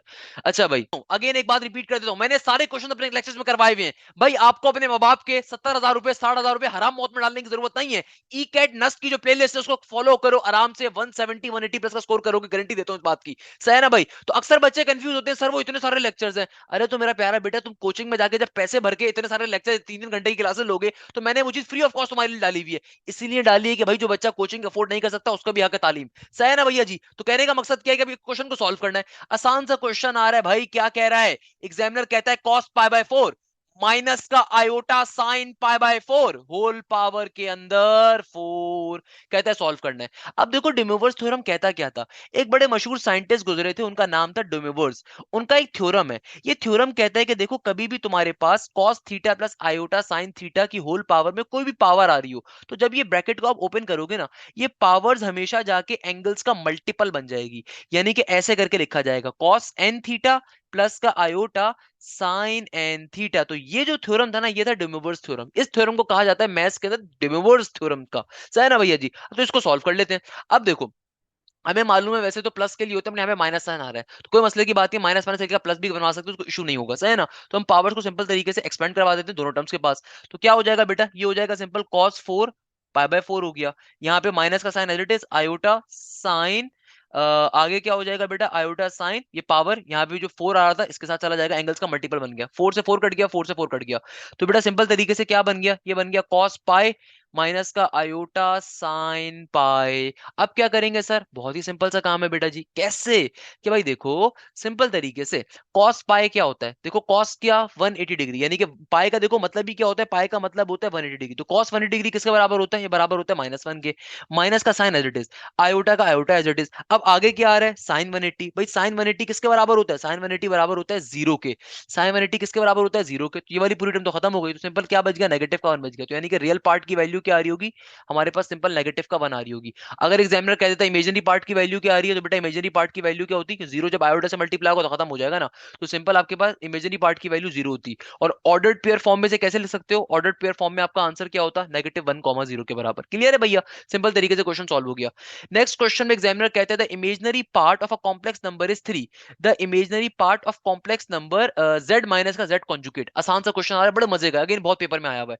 Examiner कह रहे हैं तुम्हारे पास एक कॉम्प्लेक्स नंबर है और उस कॉम्प्लेक्स नंबर का तुम्हें सिर्फ इमेजिनरी पार्ट गिवन है। अब now here is the beauty, आपको इस क्वेश्चन में एग्जामिनर ने क्या कहा हुआ है, एग्जामिनर ने आपको एक कॉम्प्लेक्स नंबर का इमेजिनरी पार्ट दिया हुआ है। तो इमेजिनरी पार्ट का मतलब क्या है कि भाई ये 3, सिंपल 3 आयोटा है, नॉर्मल सी बात है। अच्छा अब मुझे उस पर्टिकुलर कॉम्प्लेक्स नंबर का ओरिजिनल रियल पार्ट नहीं गिवन है, तो मैं एज्यूम कर सकता हूं कि भाई उस कॉम्प्लेक्स नंबर में सिर्फ 3 आयोटा है, यानी कि इमेजिनरी पार्ट ही सिर्फ एग्जिस्ट कर रहा है, रियल पार्ट 0 होगा। तो देखो एग्जामिनर क्या कह रहा है, एग्जामिनर कहता है imaginary part of a complex number is 3, इसका मतलब क्या हुआ, कॉम्प्लेक्स नंबर नंबर क्या वैल्यू क्या हो जाएगी 3 आयोटा के बराबर। आगे एग्जामिनर फरमा रहे तो मुझे बताओ z माइनस का z कॉन्जुगेट क्या होगा। अब देखो z तो हमने फाइंड किया हुआ है, z कॉन्जुगेट क्या होता है। z कॉन्जुगेट के मायने ये होते हैं कि z कॉन्जुगेट कहते हैं conjugate of a complex number ये होता है कि इमेजिनरी टर्म के साइन को कन्वर्ट करना। तो भैया इस पर्टिकुलर कॉम्प्लेक्स नंबर का कॉन्जुगेट क्या होगा कि अगर मैं इस इमेजिनरी टर्म का साइन कन्वर्ट कर दूं तो क्या बन जाएगा नेगेटिव का 3 आयोटा बन जाएगा, नॉर्मल सी बात है। तो अगर मुझे z माइनस का z कॉन्जुगेट करना है तो क्या बन जाएगा भाई z माइनस का z कॉन्जुगेट, z की वैल्यू क्या है 3 आयोटा के बराबर, z कॉन्जुगेट की वैल्यू क्या है नेगेटिव का 3 आयोटा, नेगेटिव नेगेटिव क्या हो गया प्लस, यानी कि प्लस का 6 आयोटा। चेक कर लो कौन सा आंसर है, option number B is the correct answer, plus का 6 मेरा क्या आ जाएगा आंसर आ जाएगा, सिंपल इज दैट। अच्छा भाई आ रहा है बड़ा इंपॉर्टेंट क्वेश्चन आ रहा है, इसमें एग्जामिनर कहना क्या चाह रहा है पहले बात समझेंगे। एग्जामिनर कह रहे हैं मैक्सिमम वैल्यू बताओ 1 minus 2 cos x equal to 0 की। इसका मतलब क्या हुआ, इसका मतलब ये हुआ कि भाई एग्जामिनर आपसे कह रहा है कि तुम्हारे पास एक इक्वेशन गिवन है trigonometric 1 minus 2 cos x equal to 0। इसमें ये बताओ कि मुझे मैक्सिमम वैल्यू इस ट्रिगोनोमेट्रिक फंक्शन की, इस ट्रिगोनोमेट्रिक इक्वेशन की किस सूरत में मिल रही होगी, +1 मिलेगी, -1 मिलेगी, -2 मिलेगी, 3 मिलेगी। अब देखो मेरे पास इक्वेशन क्या है 1 माइनस का 2 cos x, यानी कि देखो मुझे यहां पे जो भी मेरे इनपुट वेरिएबल्स हैं मुझे वहां पे ऐसी वैल्यू को डालना है कि ये ट्रिगोनोमेट्रिक इक्वेशन मुझे अपनी मैक्सिमम हद तक की वैल्यू दे सके। अब मैं कैसे करूंगा भाई, cos x मेरे पास यहाँ पे इनपुट वेरिएबल है। अब देखो cos x जो आंसर्स देता है, cos x की दुनिया में रेंज होती क्या है, cos x की दुनिया में रेंज होती है 1 से लेके -1 तक की है, -1 से ले लो +1 तक की, बात एक ही है, -1 से +1 तक। यानी कि cos x जो मैक्सिमम आंसर्स दे सकता है वो -1 से लेके +1 के दरमियान में दे सकता है, और -1 और 1 भी इंक्लूड होते हैं। अब देखो अगर तो मैं यहाँ पे प्लस का 1 डालूंगा ना तो मुझे मालूम है 1 माइनस का 2 क्या हो जाएगा -1 हो जाएगा। हाँ अगर मैं यहाँ पे, हमें क्या चाहिए मैक्सिमम वैल्यू चाहिए, तो अब आपकी चॉइस है यहाँ पे -1 डालो या +1 डालो। अगर तो देखो प्लस का 1 डाल दोगे तो क्या बन जाएगा, प्लस का 1 डालने पे तो cos x अगर मुझे प्लस का 1 आंसर फेंकेगा तो क्या बन जाएगा 2 इंटू +1, तो 1 माइनस 2 क्या हो जाएगा -1, ये मैक्सिमम वैल्यू थोड़ी मुझे मिली। अगर मैं यहाँ पे -1 डाल दूं तो क्या हो जाएगा, -1 डालने पे ऑब्वियसली क्या हो जाएगा -2 -1 प्लस का 2 हो जाएगा और आंसर क्या आ जाएगा पॉजिटिव का 3, यानी कि मैक्सिमम वैल्यू इस पे अचीव हो रही है। क्या कहा मैंने, दोबारा बात समझते हैं। देखो मेरे पास एक ट्रिगोनोमेट्रिक इक्वेशन आ रही है 1 माइनस का 2 cos x। एग्जामिनर कहता है कि भाई इस इक्वेशन में से आप मैक्सिमम वैल्यू कब अचीव कर सकते हो। देखो मुझे मालूम है यहाँ पे जो एक इनपुट करने की जगह है वो सिर्फ cos x है, तो भाई cos x मुझे किस सूरत में मैक्सिमम नंबर दे सकता है, cos x की जो रेंज होती है वो क्या होती है भाई, cos x की रेंज होती है -1 से लेके +1 के दरमियान, और -1 और 1 भी इंक्लूड होते हैं। अब जाहिर सी बात है मैं इनके दरमियान कोई भी नंबर यहाँ पे डालूंगा तो जाहिर सी बात है cos का जो भी आंसर मिलेगा उसके दरमियान ही मिल सकता है। इसका मतलब क्या हुआ, cos x का मुझे जो भी आंसर मिलेगा वो -1 से लेके +1 और उसके ऊपर ही मिल रहा होगा। तो अब देखो अगर तो मैं प्लस का 1 डालता हूं, किसी को लगता है +1 बड़ा होता है, अगर मैं प्लस के 1 को डालूंगा तो बेटा क्या बन जाएगा, ये जाहिर सी बात है प्लस का 1 डालने के ऊपर ही हो जाएगा 1 माइनस 2 नेगेटिव का 1, तो आंसर क्या आया -1 आया। बट अगर मैं नेगेटिव का 1 डाल दूंगी बाहर नेगेटिव साइन मौजूद, तो क्या हो जाएगा नेगेटिव नेगेटिव ये हो जाएगा प्लस का 2, तो 1 प्लस का 2 3 होता है। तो इन दोनों में से देखो बड़ा नंबर कौन सा, मैक्सिमम वैल्यू किस पे मिल रही है भाई, जाहिर सी बात है मैक्सिमम वैल्यू क्या आई मेरे पास 3 के बराबर आई, तो आंसर क्या हो जाएगा 3 हो जाएगा। आंसर क्या हो गया 3 हो गया, क्वेश्चन सॉल्व हो गया। अच्छा अब जो नेक्स्ट क्वेश्चन आ रहा है ना, ये पंजाब बोर्ड का, फेडरल बोर्ड का बड़ा बेहतरीन एक क्वेश्चन है। ये पंजाब बोर्ड की किताबों में भी आपने क्वेश्चन पढ़ा होगा, जो पंजाब के शागिर्द बैठे हुए, फेडरल के बैठे हुए। एग्जामिनर क्या कह रहा है, एग्जामिनर कह रहा है keeping the origin constant axis are rotated in angle of 30 degree in negative direction, यानी कि आपके पास क्लॉकवाइज पे। If the new coordinates of the points are 2, 1, then its coordinate with respect to the old axis are dash। अब देखो examiner क्या कह रहा है, एग्जामिनर कह रहा है कि भाई तुमने अपने ओरिजिन को कांस्टेंट रखा हुआ है, ओरिजिन क्या है कांस्टेंट है, आपने अपने एक्सिस को, keeping the origin constant, axis को रोटेट कर दिया, यानी कि भाई तुम्हारे पास जो एक्स और वाई थे ना, तुमने इनको रोटेट करवा दिया। रोटेट कितना करवाया 30 डिग्री के ऊपर रोटेट करवाया इन नेगेटिव डायरेक्शन। तो न्यू कोऑर्डिनेट्स जो तुम्हारे पास आए ना, न्यू कोऑर्डिनेट जो तुम्हारे पास आ रहे हैं वो आ रहे हैं 2, 1, यानी कि अब जो नए कोऑर्डिनेट्स हैं 2, 1 है। बताओ पुराने कोऑर्डिनेट्स क्या थे। अब इस क्वेश्चन को सॉल्व करने का बेटा फॉर्मूला होता है, ये सिंपल तरीके से बेसिक कॉन्सेप्ट है। कभी भी आप अगर अपने एक्सेस को रोटेट करवाते हो तो उसके फॉर्मूलाज होते हैं। तो भाई सिंपल तरीके से इसका फॉर्मूला क्या होता है, फॉर्मूला होता है भाई सिंपल से इसका फॉर्मूला ये है कि x is equal to, small x is equal to x cos theta minus का y साइन थीटा। x निकालने का, स्मॉल x निकालने का फॉर्मूला, यानी कि ओल्ड कोऑर्डिनेट का x निकालने का फॉर्मूला क्या है, ये है। और ओल्ड कोऑर्डिनेट के y निकालने का फॉर्मूला होता है y is equal to x sine theta plus का प्लस का y cos थीटा, ये फॉर्मूला होता है आपके पास ओल्ड कोऑर्डिनेट का y पॉइंट निकालने का। देखो यहाँ पे x और y क्या है, ये मेरे ओल्ड कोऑर्डिनेट्स हैं, और ये कैपिटल x और कैपिटल y क्या रिप्रेजेंट कर रहा है, कैपिटल x और कैपिटल y जो है ना, ये रिप्रेजेंट कर रहा है हमारे पास न्यू कोऑर्डिनेट्स को। तो ये फॉर्मूला होता है आपके पास, कभी भी अगर हम पर्टिकुलरली अपने एक्सिस को रोटेट करवा दो, फॉर्मूले को यूटिलाइज कर लेंगे। अच्छा, एग्जामिनर ने यहाँ पे एक बात बड़ी इंपॉर्टेंट करी है, एग्जामिनर ने क्या बोला, एंगल कैसा है, एंगल नेगेटिव इन डायरेक्शन है, तो यानी कि नेगेटिव का 30 डिग्री यूज करेंगे, एंगल नेगेटिव इन डायरेक्शन है। सिंपल तरीके से फॉर्मूले में वैल्यू डालोगे आंसर आ जाएगा। तो बेटा क्या बन जाएगा, एक्स की वैल्यू, कैपिटल एक्स की वैल्यू क्या है मेरे पास, 2 के बराबर है। कॉस थीटा, थीटा क्या हो जाएगा बेटा, नेगेटिव का 30 डिग्री, क्योंकि एंगल क्या है, नेगेटिव डायरेक्शन के ऊपर। आगे क्या हो जाएगा, माइनस का साइन, वाई कैपिटल वाई की वैल्यू क्या है, 1 के बराबर, और साइन भी क्या हो जाएगा इसी तरीके से, साइन नेगेटिव का 30। सिंप्लीफाई करवा लेते हैं। तो सिंप्लीफाई कैसे करवाऊंगा, देखो 2 का 2 as it is, cos 30 degree किसके बराबर होता है भाई, कॉस 30 डिग्री बराबर होता है हमारे पास सिंपल तरीके से जो साइन 60 होता है, यानी कि √3/2 के। मगर एक इंपॉर्टेंट बात है, देखो कॉस में क्या आ रहा है, नेगेटिव की वैल्यू। हमें बात मालूम है कि कॉस के अंदर कभी भी नेगेटिव का अगर एंगल आ जाए, तो कॉस की प्रॉपर्टी होती है नेगेटिव साइन को पॉजिटिव में कन्वर्ट कर देते हैं ना भैया जी। तो क्या बन जाएगा, कॉस -30 किसके बराबर होगा, और कॉस 30 के, तो क्या आ जाएगा, सिंपल यहां पर आ गया √3/2 के। आगे क्या है, माइनस का 1 एज इट इज, और फिर आ रहा है साइन -30। देखो साइन की ये प्रॉपर्टी होती है, कभी भी साइन में अगर नेगेटिव का एंगल आ जाए, तो नेगेटिव साइन पहले आ जाता है, और सिंपल साइन उस एंगल पे अप्लाई हो जाता है। तो साइन -30 की वैल्यू क्या होगी, नेगेटिव का साइन 30। तो नेगेटिव का साइन 30 क्या होगा भाई, साइन 30 हमारे पास होता है हाफ के बराबर, सही है ना भाई। अच्छा, तो 2 से देखो 2 तो कट गया, तो यहाँ पे क्या आ गया, ये आ गया √3 नेगेटिव नेगेटिव प्लस का 1/2। एलसीएम ले लोगे तो क्या बन जाएगा, ये हो जाएगा सिंपल 2√3 प्लस का 1/2। तो एक्स की वैल्यू तो ये आ गई। अब चेक कर लो भाई, एक तरीका तो ये डायरेक्टली चेक कर लो कहां पे ये वैल्यू आ रही है। अच्छा, एग्जामिनर एक ही ऑप्शन में आ रही है, ऑप्शन नंबर बी में आ रही है, सिर्फ ऑप्शन नंबर बी में आ रही है एक्स के कोऑर्डिनेट की ये वैल्यू, बाकी तो देखो एक्स के सारे कोऑर्डिनेट चेंज आ रहे हैं, इसका मतलब option B can be the correct answer. But Y के लिए भी निकाल लो, कि मसले की बात थोड़ी है, फॉर्मुला खाली आपको याद होना चाहिए, बाकी निकालना तो बहुत ही आसान है। तो एक्स का देखो, वाई की कोऑर्डिनेट कैसे निकलेगा, वाई का पॉइंट क्या है, सिंपल तरीके से एक्स की वैल्यू क्या है, 2 के बराबर, साइन का साइन नेगेटिव का 30 हो गया, आगे क्या है प्लस का वाई, वाई की वैल्यू क्या है 1, आगे कॉस 30 हो गया, कॉस -30, क्योंकि एंगल नेगेटिव डायरेक्शन में से नेगेटिव साइन लगा रहे हैं। 2 का 2 साइन 30 क्या हो जाएगा, साइन -30। देखो साइन के अंदर कभी भी नेगेटिव एंगल आ रहा हो, नेगेटिव बाहर आ जाता है, और सिंपल साइन 30 पे आ जाएगा, साइन 30 बराबर होता है 1/2 के। ओके, प्लस का 1 as it is, cos -30, cos की प्रॉपर्टी होती है नेगेटिव साइन को पॉजिटिव में कन्वर्ट कर देता है, खत्म कर देता है, खा जाता है। तो कॉस 30 किसके बराबर होता है, √3/2 के। तो ये क्या आ गया, 2 से 2 कट गया, तो -1 प्लस का √3/2। एलसीएम ले लोगे तो क्या बन जाएगा, नेगेटिव का 2 प्लस का √3/2। ये मेरा सिंपल तरीके से क्वेश्चन का आंसर आ गया, चेक कर लो, यही आ रहा है आंसर। इसका मतलब क्या हुआ, करेक्ट क्वेश्चन हो गया हमारा, कोई मसले की बात नहीं है। नेक्स्ट क्वेश्चन के ऊपर मूव करेंगे, देखो भाई नेक्स्ट क्वेश्चन। अच्छा, अब अगेन देखो वही वाली चीज आ रही है, Done। अगले क्वेश्चन पे मूव करेंगे। अगला क्वेश्चन जो हमारे पास आ रहा है, बिलियन डॉलर का क्वेश्चन आ रहा है, सेम पैटर्न के ऊपर क्वेश्चन है, मगर फॉर्मूला डिफरेंट होगा। क्योंकि देखो इस क्वेश्चन में एग्जामिनर क्या कह रहा है, ये क्वेश्चंस पेपर में बहुत आते हैं, बहुत आते हैं, भी रिसेंटली बेतहाशा आ रहे थे। मैंने आपसे क्या बात कही है, देखो नस्ट के सॉफ्टवेयर के अंदर हजारों क्वेश्चन फीड हुए हुए हैं, तो आपकी जिम्मेदारी कि आपके पेपर में जो भी क्वेश्चन है वो आप आके लाजमी मुझे बताओ। व्हाट्सएप नंबर गिवन है, बैच को ज्वाइन करना चाहते हो नहीं करना चाहते हो, ताकि मैं आपके लिए वीडियो डिजाइन करूँ ना बेटा। अब देखो ये जो क्वेश्चन है एक्सट्रीमली इंपॉर्टेंट है। इस क्वेश्चन में एग्जामिनर क्या कह रहा है, एग्जामिनर कहता है x y coordinates are -6, -2 are related by 30 degree, then the new coordinates are dash. अब देखो यहां पे इस क्वेश्चन में क्या हो रहा है कि आपको ओल्ड कोऑर्डिनेट्स गिवन है, आपसे न्यू कोऑर्डिनेट्स मांगे हुए, तो फॉर्मूला हमारा चेंज कर जाएगा।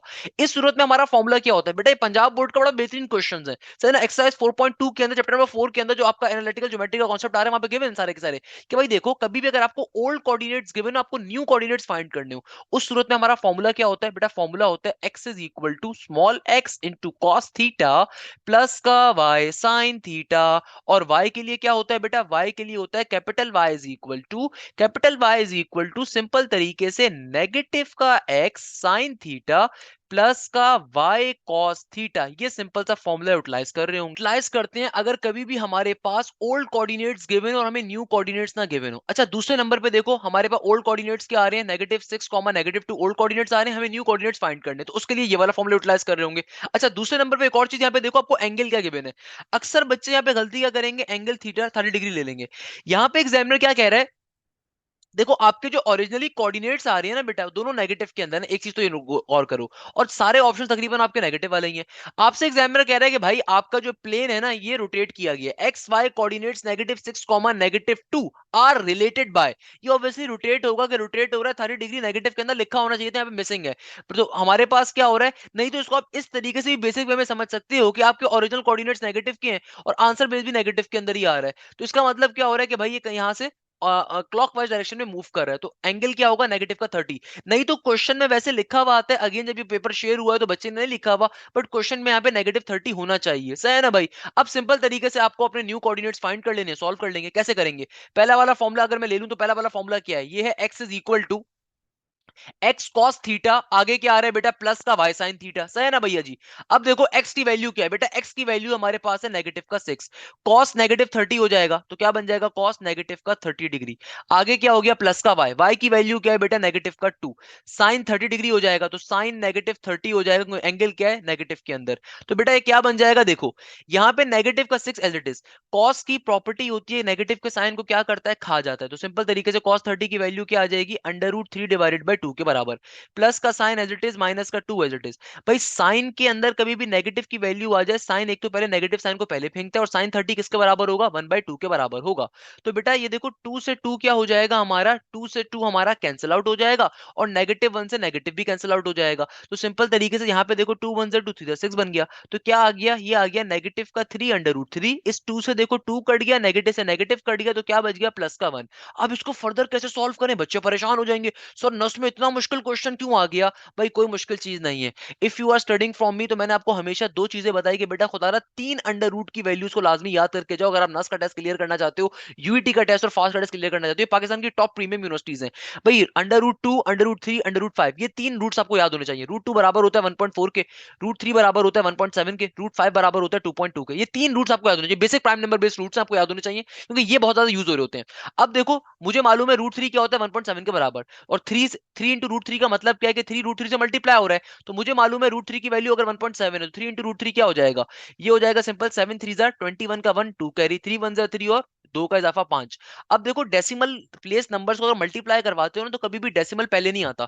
डेसिमल जब आपका फाइनल आंसर आ जाता है तब लगाया जाता है। कैसे लगाएंगे, देखो डेसिमल मेरे पास कैसे आ रहा है, जो ये पहला वाला डिजिट है, ये जो पहला वाला नंबर है, इसमें एक डिजिट पहले डेसिमल आ रहा है और कहीं और डेसिमल नहीं आ रहा, तो हम आंसर में भी एक डिजिट पहले डेसिमल लगा लेंगे। तो यानी कि मेरे पास ये क्या बन गया, ये 3 √3 की जगह पे मैं क्या लिख सकता हूँ, 5.1 को रख सकता हूँ। तो नेगेटिव का 5.1 प्लस का 1 क्या बन जाएगा, ये बन जाएगा हमारे पास नेगेटिव का 4.1। आपको y की वैल्यू निकालने की जरूरत ही नहीं है भाई, इतना लंबा जब काम करे y की वैल्यू नहीं निकालनी, क्योंकि देखो x के ऊपर आपको पता चल रहा है इन तीनों में से किसके पास है नेगेटिव का 4.1 आ रहा है, इस वाली वैल्यू के पास ही आ रहा है। तो option number A will be the correct answer. और अगर आप वेरीफाई करना चाह रहे हो कि नन ऑफ दीस तो नहीं है, तो ऑब्वियसली फिर आप y के लिए भी निकाल के चेक कर लो, वही बन रहा होगा। तो y के लिए आप खुद से निकाल सकते हो, मैंने आपको आई गेस पूरा कॉन्सेप्ट दे दिया किस तरीके से क्वेश्चन सॉल्व हो रहा होगा।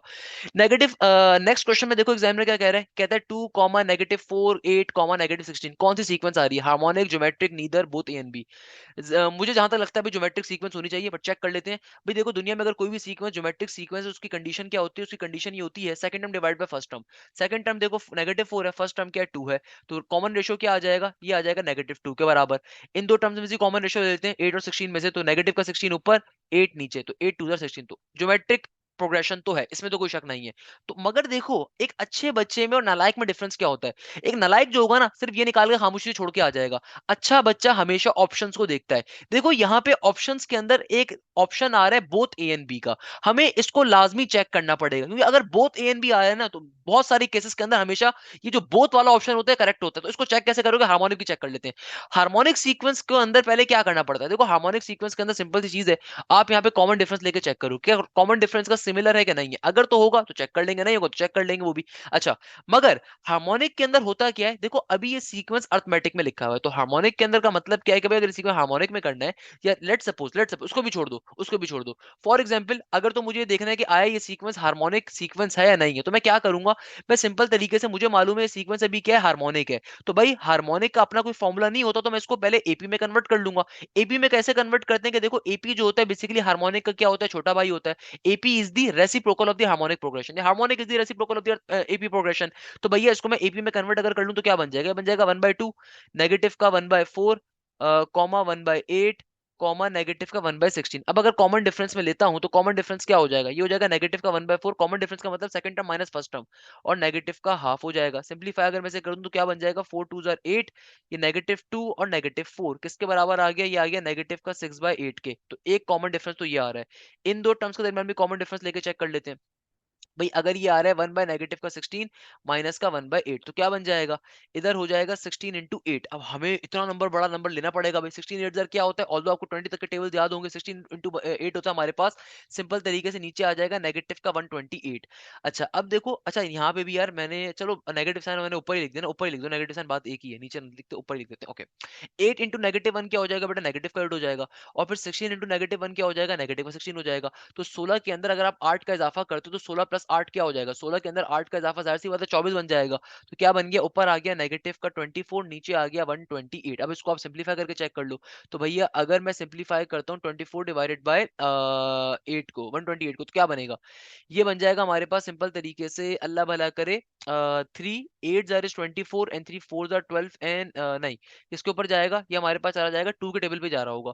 कैसे कि भाई अगर मैं इसको कहता हूँ 8 3 जार इज 24 और 8 1 जार 8 एंड 8 6 जार इज 56, हाँ 16 पे चला जाएगा, 3/16 बन रहा है। और यहाँ पे क्या बन रहा है, यहाँ पे तो हमारे पास कुछ और बन रहा है। इसका मतलब हार्मोनिक प्रोग्रेशन प्रूव नहीं हो रहा है। इसका मतलब क्या हुआ, हार्मोनिक प्रोग्रेशन हमारा यहाँ पे प्रूव नहीं हो रहा। आप इस तरीके से भी लेके चेक कर लो कि भाई अगर मैं -4 -2 करता हूँ तो -6 बन जाएगा, -16। और अगर मैं -8 लेके चेक करता हूँ, उस सूरत के अंदर कुछ और नंबर बन रहा होगा, वो नहीं बन रहा होगा। सही है ना भाई। इसका मतलब भी किसी भी सूरत के अंदर हमारा अल्लाह भला करे वो नहीं दे सकता। किसी भी सूरत के अंदर हमारे पास यहाँ से हार्मोनिक प्रोग्रेशन की सीरीज नहीं है, सिर्फ ज्योमेट्रिक प्रोग्रेशन की। तो only option number B is the correct answer. Next question के अंदर एग्जामिनर कह रहा है कि भाई सीरीज कौन सी आ रही है अगर, तो बेटा इस क्वेश्चन के ऊपर मूव करेंगे। देखो इस क्वेश्चन को खुद से आपको सॉल्व करना चाहिए। आपको एक सीरीज गिवन है, एग्जामिनर पूछ रहा है भाई बताओ अर्थमेटिक है, हार्मोनिक है, ज्योमेट्रिक है। देखो ना तो इसमें वैसे कॉमन डिफरेंस सेम आएगा, ना कॉमन रेशियो सेम आएगा, बट अगेन आपकी तसल्ली के आपको बताता हूँ कैसे। कि देखो अगर आप पहली दो टर्म्स को आपस में डिवाइड करवाते हो तो 1/2 डिवाइड बाय 1, तो यानी कि कॉमन रेशियो क्या आ गया, हाफ आ गया। इन दो टर्म्स को अगर आपस में डिवाइड करवाते हो 1/4 डिवाइडेड बाय 1/2 को, इस सूरत में भी कॉमन रेशियो क्या आ जाएगा आपके पास, 1/2 ही आ रहा होगा। चेक भी कर लेते हैं, एग्जैक्टली 1/2 ही आ रहा है। मगर अगर आप लास्ट के दो नंबर्स को देखो ना, यहां पे एग्जामिनर ने असल गेम खेली हुई है। अब बेचारा बच्चा क्या होता है, मासूम होता है, पहले दो पे चेक कर लिया या दूसरे तीसरे पे चेक कर लिया, लास्ट वाले पे देखा नहीं। तो इसलिए मैं हमेशा पहले दो चेक करता हूं, हमेशा लास्ट के दो चेक करता हूं। मेरा तरीकेकार ये है। तो भाई देखो लास्ट के अंदर अक्सर एग्जामिनर फनकारी खेल जाता है। अब देखो यहाँ पे एग्जामिनर फनकारी खेल दी। अगर आप लास्ट के दो डिजिट्स का कॉमन रेशियो देखो तो क्या बन जाएगा, 1/6 डिवाइडेड बाय 1/4। तो ये कभी भी 1/2 के बराबर नहीं आएगा। इसका मतलब क्या हुआ, ये सीक्वेंस नन का, ये सीरीज कैसी आ रही है, नन की आ रही है, ये ज्योमेट्रिक नहीं है। हमारे मासूम से बच्चा क्या करता है, पहले तीन के ऊपर वेरीफाई कर लेता है, उसको लगेगा ज्योमेट्रिक सीरीज में। देखो पहले दो के ऊपर तो कॉमन रेशियो सेम आ रहा था, तो इसका मतलब ज्योमेट्रिक होनी चाहिए थी, बट ज्योमेट्रिक नहीं है। ये क्या है, नन है, क्योंकि लास्ट के दो के अंदर कॉमन रेशियो सिमिलर नहीं है। देखो दुनिया में कोई भी सीरीज अगर ज्योमेट्रिक सीरीज होगी, उसके अंदर through out the series common ratio same होना चाहिए था। सही है ना। तो अगर पहली दो में आ रहा है बट लास्ट, देखो अब जो नेक्स्ट क्वेश्चन हमारे पास आ रहा है, नेक्स्ट क्वेश्चन हमारे पास $1 बिलियन का क्वेश्चन आ रहा है। इस क्वेश्चन में देखो एग्जामिनर क्या कह रहा है, एक्सपेंड 1.01 की whole power 4 using binomial theorem up to 3 coefficients. अब देखो बेटा इस तरह के क्वेश्चन को मैंने लास्ट क्लास में भी बताया था, ये वाले क्वेश्चन पेपर में बहुत आते हैं, बेतहाशा आते हैं। सॉल्व करने का तरीकाकार क्या है, binomial theorems. Again binomial theorems अगर आते होंगे तो आप सिकंदर हो, अदरवाइज आप बंदर हो बेटा, बंदर हो। आपको 3 कोफिशिएंट तक सॉल्व करना है, तो एक आसानी दी हुई एग्जामिनर ने कह दिया 3 कोफिशिएंट तक सॉल्व करो। तो भैया कैसे सॉल्व करेंगे, देखो 1.01 की होल पावर में क्या गिवन है, 4। तो इसको पहले तो ब्रेक कर दो, क्या बन जाएगा भाई, 1 प्लस का 0.01 की होल पावर में 4। तो ये मेरा a आ गया, ये मेरा b आ गया, ये मेरी पावर में क्या है बेटा, n है। सही है ना भाई। कैसे सिंपलीफाई करवाएंगे, अच्छा अब देखो पावर 4 आ रही है, तो मैंने क्या बताया था, पास्कल ट्रायंगल्स के ऊपर इसके पहले कांस्टेंट्स लिख लो अपने पास। तो भाई पावर 4 के कांस्टेंट्स क्या क्या होंगे, ये होगा 1 4 6 4 और 1। चूंकि एग्जामिनर ने कहा है कि आपको सिर्फ 3 कांस्टेंट्स तक जाना है, एग्जामिनर ने क्वेश्चन में लिखा हुआ है यहाँ पे आपको सिर्फ 3 कोफिशिएंट्स तक जाना है, तो हम सारी 1 4 और 6 तक ही मूव कर रहे होंगे। हम 4 और 1 तक एक्सपेंड करवाएंगे भी नहीं। सही है ना भैया जी। अब सॉल्व कैसे करेंगे, देखो सबसे पहले बायनॉमियल थ्योरम का फॉर्मूला अप्लाई करवा दूंगा। क्या फॉर्मूला होता है, n कॉम्बिनेशन 0। a क्या है मेरे पास 1, पावर में क्या आ जाएगा, पावर में आता है सिंपल n माइनस का 0। n माइनस का देखो n मेरे पास यहाँ पे क्या है, पावर 4 है ना, तो n की जगह पे ऑब्वियसली 4 आएगा ना यार, 4 आ गया। और यहाँ पे भी 4 आ जाएगा। आगे क्या हो जाएगा बी की वैल्यू, बी की वैल्यू क्या होगी बेटा 0.01 की होल पावर में 0 आ गया। आगे अगला क्या हो गया 4 कॉम्बिनेशन 1 हो जाएगा। अब की बारी में क्या हो जाएगा ए की पावर में 4 माइनस का 1 हो जाएगा, बी की पावर में क्या आ जाएगा 0.01 की पावर 1। आगे क्या हो जाएगा प्लस का साइन लगाएंगे। अब की बारी में क्या होगा भाई, अब की बारी में ये हो जाएगा 4 कॉम्बिनेशन 2 और 1 की पावर में क्या हो जाएगा 4 माइनस का 2। आगे क्या हो जाएगा भैया सिंपल तरीके से 0.01 की पावर में क्या आ जाएगा स्क्वायर आ जाएगा। यहीं पे स्टॉप कर देंगे, आपको पावर 4 तक एक्सपेंड नहीं करवाना, क्योंकि एग्जामिनर ने क्या बोला 3 कोफिशिएंट तक एक्सपेंड करवाना। तो कोई पहला कोफिशिएंट मिल गया, ये दूसरा कांस्टेंट, तीसरा कांस्टेंट मिल जाएगा, तो हमें खाली 3 कोफिशिएंट तक सॉल्व करवाना है ना, तो उसको एक्सपेंड करवा लीजिए।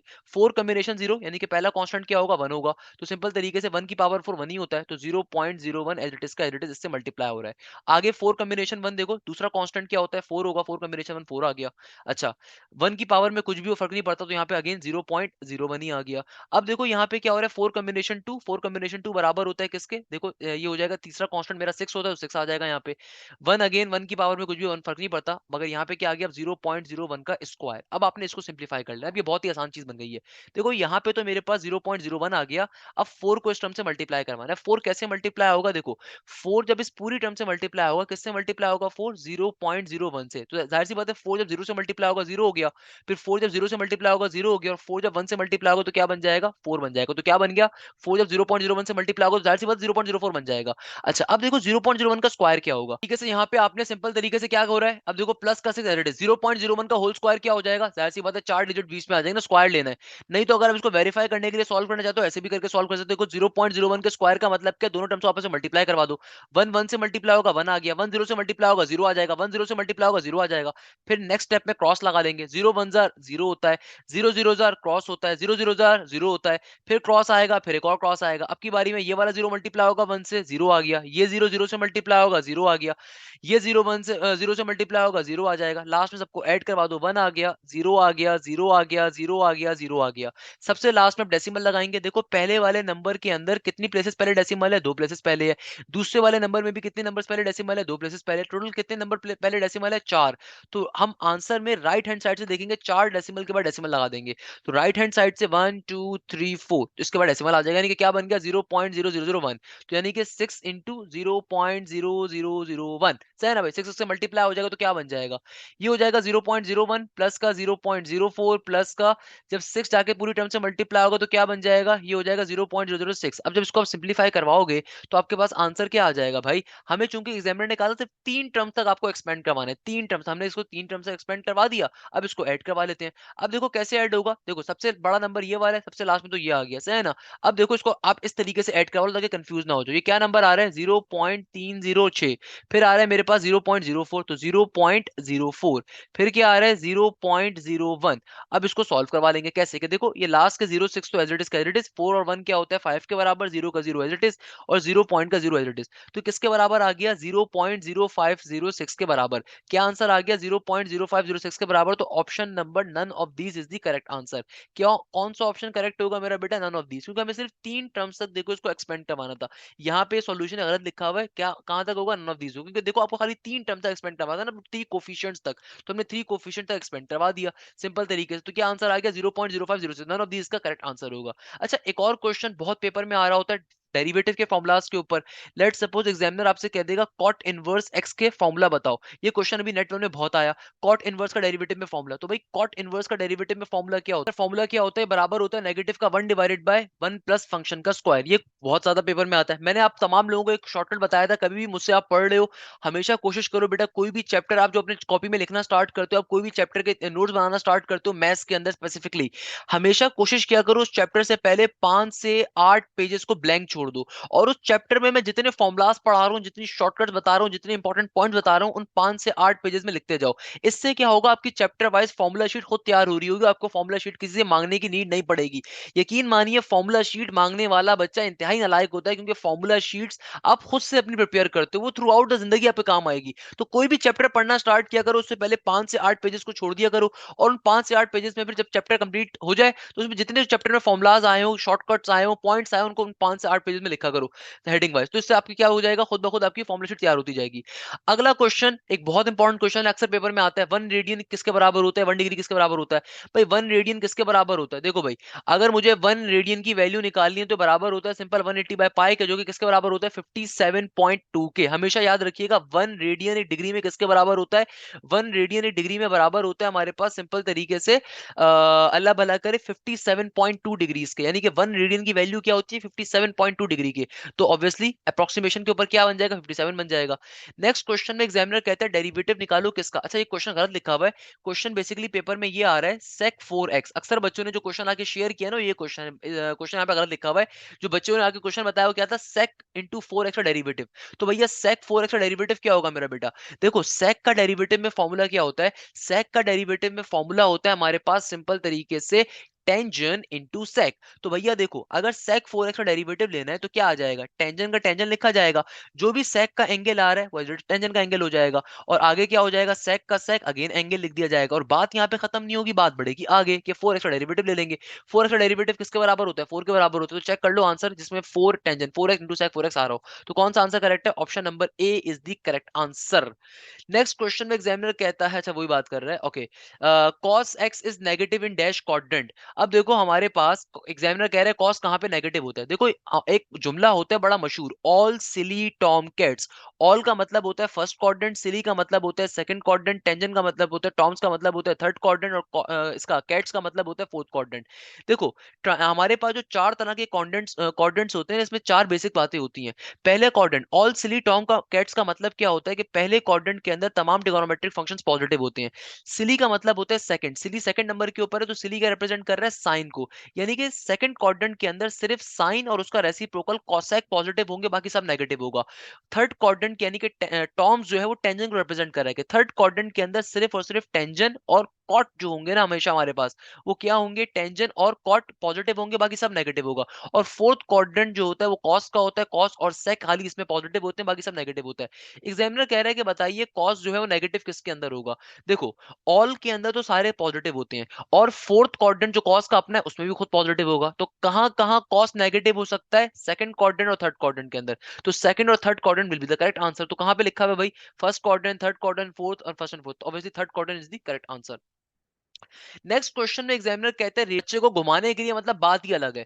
एग्जामिनर कह रहा है if radius of a circle is 2n then what will be its parameter. अब इस क्वेश्चन को सॉल्व कैसे करोगे, देखो पैरामीटर क्या होता है दुनिया के अंदर, पैरामीटर सॉलिड ज्योमेट्री के अंदर हम एक ऐसी टर्म को कहते हैं कि अगर तमाम साइड्स का सम कर दिया जाए तो पैरामीटर बन जाता है। फॉर एग्जांपल आपके पास लेट सपोज एक रेक्टेंगल हो, आपके पास एक स्क्वायर हो, या आपके पास कोई पैरेललोग्राम हो, या कोई ट्राइंगल हो, कोई भी दुनिया में चीज एग्जिस्ट करती हो, भाई इन सबके पैरामीटर्स होते हैं। पैरामीटर्स के मायने क्या होते हैं, पैरामीटर कहते हैं तमाम साइड्स के सम को। पैरामीटर कैसे कहते हैं, तमाम साइड्स के सम को। एग्जामिनर अब यहाँ पे क्या कह रहे हैं, आपको एक सर्कल गिवन है और आपसे कह रहे हैं सर्कल का रेडियस आ रहा है 2n के बराबर, इसका पैरामीटर बताओ। तो देखो पैरामीटर सर्कल में नहीं होता, सर्कल की क्योंकि साइड ही कोई नहीं होती, तो सर्कल के अंदर क्या होता है, सरकमफेरेंस होता है। सरकमफेरेंस जो होता है ना सर्कल का, वही उसका पैरामीटर भी होता है। सही, अब देखो सरकमफेरेंस निकालने का फॉर्मूला क्या होता है बेटा, ये बराबर होता है 2πr के। अगर r की वैल्यू मुझे 2n गिवन है तो क्या बन जाएगा, 2n, r की जगह पे 2n आ जाएगा, तो मेरा सरकमफेरेंस क्या आ जाएगा 4πn। तो ये मेरे सर्कल का क्या होगा, सिंपल तरीके से पैरामीटर यानी कि सरकमफेरेंस होगा। नेक्स्ट क्वेश्चन में एग्जामिनर कहता है कि अगर तुम्हारी लिमिट अप्रोच कर रही है n के ऊपर और साइन एंगल बाय एंगल। अब ये बहुत मशहूर साइन की और लिमिट की प्रॉपर्टी होती है कि भैया लिमिट अगर हमारी कभी भी अप्रोच कर रही हो जीरो के ऊपर और साइन के साथ जो भी एंगल मौजूद हो डिवीजन में भी वो एंगल आ जाए, तो बेटा हमेशा याद रखिएगा इसकी वैल्यू बराबर होती है 1 के। क्या कहा मैंने, कभी भी अगर आपकी लिमिट अप्रोच कर रही हो जीरो के ऊपर और sine theta divided by theta, angle divided by angle आ जाए, हमेशा किसके बराबर होता है 1 के। इसी तरीके से कॉस पे होता है। कॉस पे क्या होता है मेरा बेटा, अगर मेरी कभी भी लिमिट एक्स अप्रोच कर रही हो जीरो के ऊपर और cos angle divided by angle आ जाए, ये हमेशा बराबर होता है किसके, जीरो के। आप इसको एक और तरीके से भी सॉल्व कर सकते हो, आप चाहो तो यहाँ पे simple L Hôpital rule apply करके भी चेक कर सकते हो। ये बहुत इंपॉर्टेंट एमसीक्यूज हैं, ये बेतहाशा इंपॉर्टेंट एमसीक्यूज हैं, इनको एक और तरीके से भी सॉल्व कर सकते हो कि भाई आप सिंपल यहाँ पे क्या कर लो, आप डायरेक्टली तो अभी लिमिट्स अप्लाई नहीं कर सकते नीचे क्योंकि जीरो बन जाएगा, तो इंडेफिनिट हो जाएगा। तो आप यहाँ पे डायरेक्टली क्या अप्लाई करके चेक कर लो, एल हॉपिटल रूल। ऊपर वाली टर्म का अगर अलग डेरिवेटिव लूंगा तो साइन का डेरिवेटिव क्या हो जाएगा, कॉस हो जाएगा, और थीटा का डेरिवेटिव क्या हो जाएगा, 1 हो जाएगा। अब अगर मैं लिमिट को अप्लाई करवाऊंगा तो भाई कॉस 0 किसके बराबर होता है, 1 के बराबर होता है। इसका मतलब क्या हुआ, लिमिट अप्लाई करने पे आंसर क्या आएगा, 1 आएगा। तो याद रखिएगा, कभी भी अगर आपकी लिमिट अप्रोच कर रही हो किसके ऊपर, लिमिट अगर आपकी अप्रोच कर रही हो 0 के ऊपर, और साइन के साथ जो भी एंगल हो नीचे भी वही एंगल आ जाए, तो हमेशा आंसर क्या होता है, 1 के बराबर। वाइल कॉस में क्या होता है, कॉस में हमेशा 0 होता है। ऐसे कब, उसके पीछे रीजन क्या है ये वो समझ लेते हैं कि देखो, अगर मैं यहाँ पे एल हॉपिटल अप्लाई करूंगा तो कॉस का डेरिवेटिव क्या होगा, कॉस का डेरिवेटिव होता है बेटा नेगेटिव का साइन, और नीचे थीटा का डेरिवेटिव क्या हो जाएगा, 1। तो साइन 0 क्या होता है, साइन 0 हमारे पास होता है 0 के बराबर, तो क्या आ गया, 0 आ गया। तो always remember this thing, whenever the limit is approaching to 0, तो cos angle divided by angle is always equal to 0। ये बहुत पेपर में आता है। अच्छा, नेक्स्ट क्वेश्चन में देखो वही बात पूछी भी है, तो आगे बढ़ जाते हैं। अच्छा, नेक्स्ट क्वेश्चन में अगेन एग्जामिनर देखो क्या कह रहा है, इंपॉर्टेंट चीज आ रही है। एग्जामिनर कह रहा है कि देखो, लिमिट अगर मेरी अप्रोच कर रही है कहां पे, एक्स आपका अप्रोच कर रहा है 0 के ऊपर, और sine A x divided by sine B x की वैल्यू को फाइंड करना है। अब देखो इस क्वेश्चन को कैसे सॉल्व करेंगे, बहुत सिंपल है। आमने सिंपल तरीके से, कभी भी लिमिट्स का क्वेश्चन आपके पास पेपर में आ जाए, अगेन बहुत आते हैं हमारे पास नर्स के पेपर्स के अंदर, मगर ऑब्वियसली कॉनिक्स वगैरह के बाद ही, सही है ना भाई। तो अब देखो, अगर मेरे पास एक क्वेश्चन पेपर में आ रहा है तो लिमिट्स को सॉल्व करने का सबसे आसान तरीका होता है L Hôpital rule. L Hôpital rule ये कहता है कि देखो, तुम अभी डायरेक्टली यहाँ पे लिमिट्स को अप्लाई नहीं करवा सकते, क्योंकि देखो अगर मैं डायरेक्टली लिमिट्स को अप्लाई करवाऊंगा तो एक्स अप्रोचेस टू 0, साइन में भी जब 0 डालूंगा और साइन में भी जब ऊपर और नीचे 0 0 डालूंगा, तो देखो साइन 0 बराबर होता है 0 के। तो जाहिर सी बात है, अगर नीचे दुनिया में कभी भी 0 आ जाए, उसका मतलब क्या होता है, इन्फिनिटी, और फंक्शन अनडिफाइंड हो जाएगा। तो यानी कि अभी यहाँ पे लिमिट यूज नहीं की जा सकती, तो एल हॉपिटल रूल यूज करना पड़ेगा। एल हॉपिटल रूल क्या कहता है, ऊपर वाली टर्म का डेरिवेटिव अलग ले लो और नीचे वाले टर्म का डेरिवेटिव अलग ले लो। साइन ए एक्स का डेरिवेटिव क्या होगा बेटा, साइन ए एक्स का डेरिवेटिव होगा कॉस ए एक्स, क्योंकि एंगल ए एक्स है। और बात यहाँ पे खत्म नहीं होगी, अक्सर बच्चे गलती करके आगे बढ़ जाएंगे। भाई अब एंगल का डेरिवेटिव भी तो लोगे ना, तो ए एक्स का डेरिवेटिव क्या हो जाएगा, ए आ जाएगा, क्योंकि ए कांस्टेंट है और एक्स फंक्शन है। सिमिलरली नीचे भी यही काम होगा। साइन बी एक्स का डेरिवेटिव क्या बन जाएगा बेटा, ये बन जाएगा कॉस बी एक्स, और फिर बी एक्स का डेरिवेटिव क्या हो जाएगा, बी के बराबर। अब फाइनली आप अपनी लिमिट एक्स अप्रोचेस टू 0 को अप्लाई करवा दो। तो अब जब मैं लिमिट एक्स अप्रोचेस टू 0 को अप्लाई करवाऊंगा तो cos 0 क्या हो जाएगा बेटा, 1 हो जाएगा। इधर भी cos 0 क्या हो जाएगा, 1 हो जाएगा। आंसर क्या आ जाएगा, a divided by b, option number C is the correct answer. Minimum value in the interval 0, 2 pi. अब देखो, ये क्वेश्चन एप्लीकेशन और डेरिवेटिव से कॉन्सेप्ट का आ रहा है। वो तमाम बच्चे जो फेडरल बोर्ड से हैं, उनकी बेटा किताब के अंदर 2.9 चैप्टर नंबर 2 के अंदर कॉन्सेप्ट है। और जो तमाम बच्चे सिंध बोर्ड से बिलोंग करते हैं भाई, चैप्टर नंबर 5 के अंदर, 4 के एंड के 5 के अंदर, बल्कि एप्लीकेशन डेरिवेटिव टॉपिक इन्वॉल्व है। कि भाई आपको देखो, एक पर्टिकुलर फंक्शन गिवन है cos x माइनस का sin x। सबसे पहले नंबर के ऊपर क्या करोगे, इस फंक्शन का एक डेरिवेटिव ले लो, क्योंकि आपको मिनिमम और मैक्सिमम वैल्यू का कॉन्सेप्ट आ रहा है। याद रखिएगा, मिनिमम मैक्सिमम वाला कॉन्सेप्ट। सबसे पहले नंबर के ऊपर क्या करोगे, इस फंक्शन का एक दफा डेरिवेटिव ले लोगे। तो पूरे फंक्शन का एक दफा डेरिवेटिव ले लोगे तो क्या बन जाएगा, cos x का डेरिवेटिव क्या होता है बेटा, ये होता है नेगेटिव का sin x, और नेगेटिव का sin का डेरिवेटिव क्या होगा, ये होगा cos x के बराबर, सही है ना भैया। अब आपने करना क्या है, पहली कंडीशन यूज करनी है, F prime x equal to 0। यहाँ पे सिंपल 0 को प्लॉट करोगे और सिंपल तरीके से देखोगे आपकी वैल्यू क्या आती है, सही है ना भाई। तो यहाँ से x की वैल्यू को फाइंड आउट कर लेंगे। इसी तरीके से फिर आप सेकंड डेरिवेटिव लोगे, यानी कि सेकंड डेरिवेटिव इसी फंक्शन का एक और दफा डेरिवेटिव लोगे, सेकंड डेरिवेटिव हो जाएगा। वो क्या बन जाएगा भाई, साइन एक्स का डेरिवेटिव क्या हो जाएगा, कॉस एक्स हो जाएगा। नेगेटिव का रेडिस का रेडिस, माइनस का साइन रेडिस, कॉस का डेरिवेटिव क्या होता है, नेगेटिव का साइन, तो नेगेटिव नेगेटिव क्या हो जाएगा, प्लस का साइन एक्स। अब जो भी x की वैल्यू आएगी उसको यहाँ पे प्लॉट करना है आपने, यानी कि जो भी आपने f प्राइम x की वैल्यू 0 रखने के ऊपर आपके पास जो x की वैल्यू आई होगी उसको उठा के यहाँ पे प्लॉट करोगे। प्लॉट करोगे तो आप देखोगे सेकंड डेरिवेटिव के ऊपर जब आप x की वैल्यू डालोगे तो किस वैल्यू के ऊपर आपको आंसर पॉजिटिव मिलता है। जिसके ऊपर आपको आंसर पॉजिटिव मिलेगा, इसका मतलब क्या है, वहां पे आपका इंटरवल फंक्शन कैसा होगा, मिनिमम होगा। बेसिक कॉन्सेप्ट होता है भाई, हमारे पास क्रिटिकल पॉइंट्स के कॉन्सेप्ट होता है। तो उस तरीके से ये सॉल्यूशन यहाँ पे गिवन है, आप इसको फॉलो अप कर सकते हो। जो लंबा मेथड है यार, आप बेसिक चीज है, आप उसको इजीली कर सकते हो। मैंने वो पूरा मेथड बता दिया। क्या करना है कि भाई देखो, ओरिजिनल जो आपको इक्वेशन गिवन है बेटा, ओरिजिनल जो आपको यहाँ पे इक्वेशन गिवन है, आपने सबसे पहले क्या करना है, इसका वन टाइम डेरिवेटिव लेना है, तो वो एफ प्राइम एक्स बन जाएगा। फिर हम simple critical point condition use कर सकते हैं, F prime x equal to 0। तो सही है, तो जहां जहां एक्स आ रहा, F prime x equal to 0 का मतलब क्या है, एफ प्राइम एक्स की इधर 0 आ जाएगा, और यहाँ से सिंपल तरीके से मैं इसको सिंप्लीफाई करूंगा, नेगेटिव साइन को दूसरी तरफ भेज दूंगा। तो यहाँ पे क्या बन जाएगा, ये हो जाएगा सिंपल पॉजिटिव का साइन एक्स इक्वल टू के बाद नेगेटिव का कॉस एक्स। अब क्या करना है भाई, देखो सिंपल तरीके से कॉस यहाँ पे कॉस एक्स यहाँ पे मल्टीप्लाई और डिवाइड हो जाएगा। तो बेटा क्या बन जाएगा, ये हो जाएगा sine x divided by cos x equal to के बाद नेगेटिव का 1। तो भैया किसके बराबर आ जाएगा, tangent x equal to negative 1 हो जाएगा। तो एक्स की वैल्यू क्या आ जाएगी मेरे पास, 135 डिग्री के बराबर आ जाएगी, सही है ना भैया जी। तो यहाँ से मेरे पास एक्स की वैल्यू आ जाएगी। इस एक्स की वैल्यू को उठा के डबल डेरिवेटिव में डालोगे तो आप देखोगे फंक्शन मैक्सिमम है कि मिनिमम है। अगर तो आंसर पॉजिटिव में आता है, इसका मतलब क्या होगा, आपको जो जो एंगल है फंक्शन है वो मिनिमम है। अगर आंसर हमारा नेगेटिव आता है इसका मतलब होता है फंक्शन मैक्सिमम के ऊपर है। तो इस कॉन्सेप्ट के ऊपर काम करने बेसिक चीजें सिंपल तरीके से सॉल्व कर लो, मैंने पूरा सॉल्व भी करवा दिया है। अब देखो नेक्स्ट क्वेश्चन में एग्जाम और आपको जी एक्स की वैल्यू गिवन है किसके बराबर बेटा, ये गिवन है हमें 1/3 की 3 एग्जामिनर कह रहा है कि भाई कंपोजिट फंक्शन है f इंटू जी इंटू एक्स, हमें इसके ऊपर सॉल्व करना है। यानी कि देखो इसका मतलब क्या है कि भाई जी एक्स का फंक्शन f के अंदर जा रहा है। देखो जो जिसके पेट में होता है ना उसके पास जाता है। देखो जी एक्स क्या है, कंपोजिट है f के ऊपर, तो हमें क्या करना है, g के फंक्शन को f में डाल देना। तो f के फंक्शन में देखो इनपुट क्या है, ये रहा इनपुट।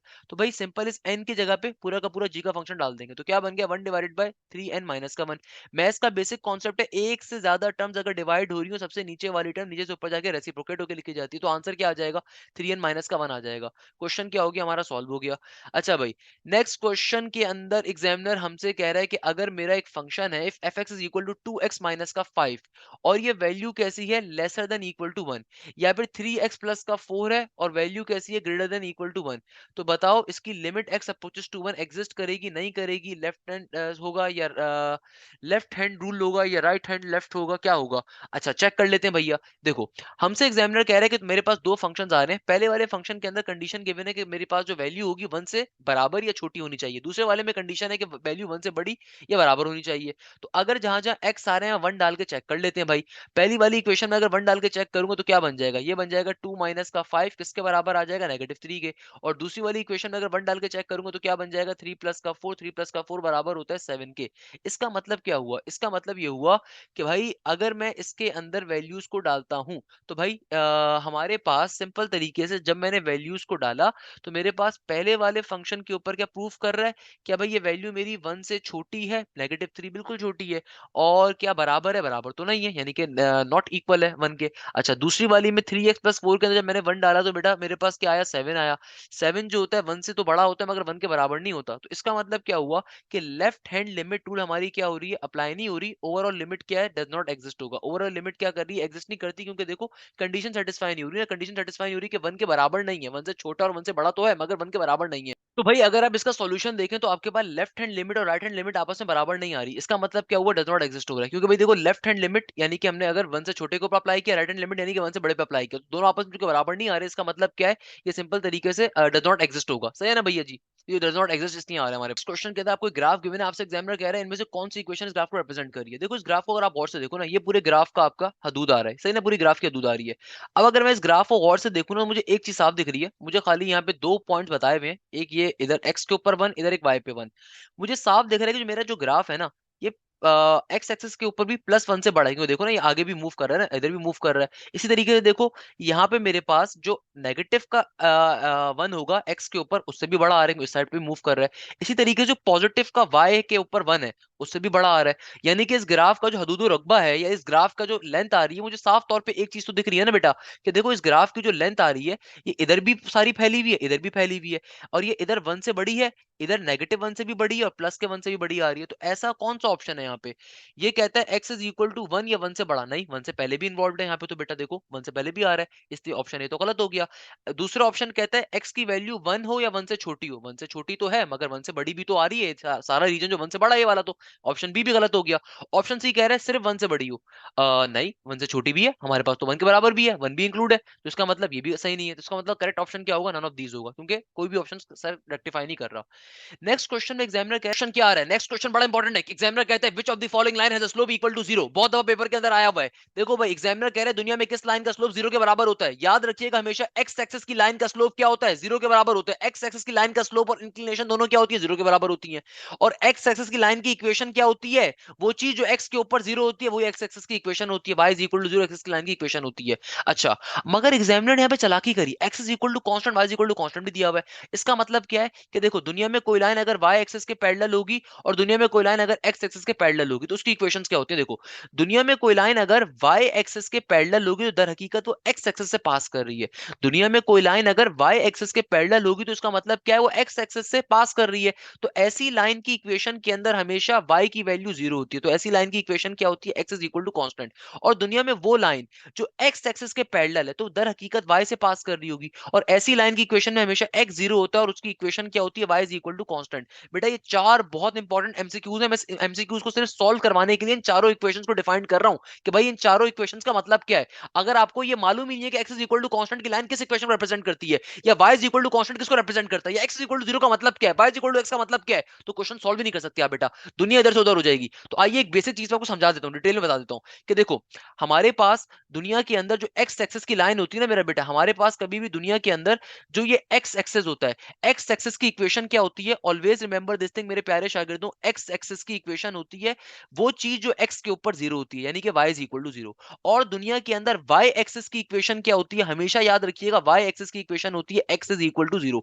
ये दो बेसिक एमसीक्यूज हो गए। अच्छा, दूसरे नंबर के ऊपर देखो, अगर मेरे पास दुनिया में कोई लाइन है और वो लाइन कैसी है? y एक्सिस के पैरेलल है। इसका मतलब क्या है? देखो दुनिया में अगर कोई लाइन y एक्सिस के पैरेलल है ना, तो मेरे प्यारे शागिर्दों जाहिर सी बात है वो लाइन x को कट करते हुए जा रही होगी, और हमें मालूम है x एक्सिस के ऊपर हमेशा y की वैल्यू क्या होती है? 0। तो भैया ऐसी लाइन की इक्वेशन क्या होगी? ऐसी लाइन की इक्वेशन होती है x is equal to constant.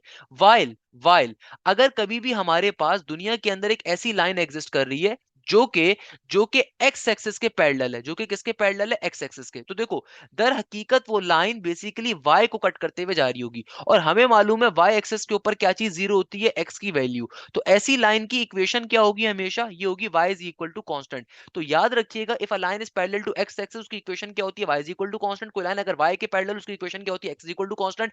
x axis की लाइन की इक्वेशन क्या होती है? y is equal to 0। और y एक्सिस की लाइन की इक्वेशन क्या होती है? x is equal to 0। अब जरा चंद बेसिक बातें भी समझ लो। हमेशा याद रखिएगा, एक्स एक्सिस की लाइन का जो स्लोप होता है वो क्या होता है? 0 होता है, और इंक्लिनेशन भी क्या होती है? 0 होती है। और दुनिया में कोई लाइन अगर एक्स एक्सिस के पैरेलल हो, उसका भी यही काम होता है, उसका भी स्लोप भी 0 होता है और उसकी इंक्लिनेशन भी 0 होती है। वाइल दुनिया में अगर कोई लाइन अगर वाई एक्सिस है, दुनिया में वाई एक्सिस का स्लोप क्या होता है बेटा? स्लोप होता है इन्फिनिटी, और एंगल क्या होता है? इंक्लिनेशन क्या होता है? 90 डिग्री। वाइल अगर कोई लाइन वाई एक्सिस के पैरेलल है, उसका भी सेम काम होता है कि उसकी इंक्लिनेशन होती है 90 के बराबर और उसका स्लोप होता है इन्फिनिटी के बराबर।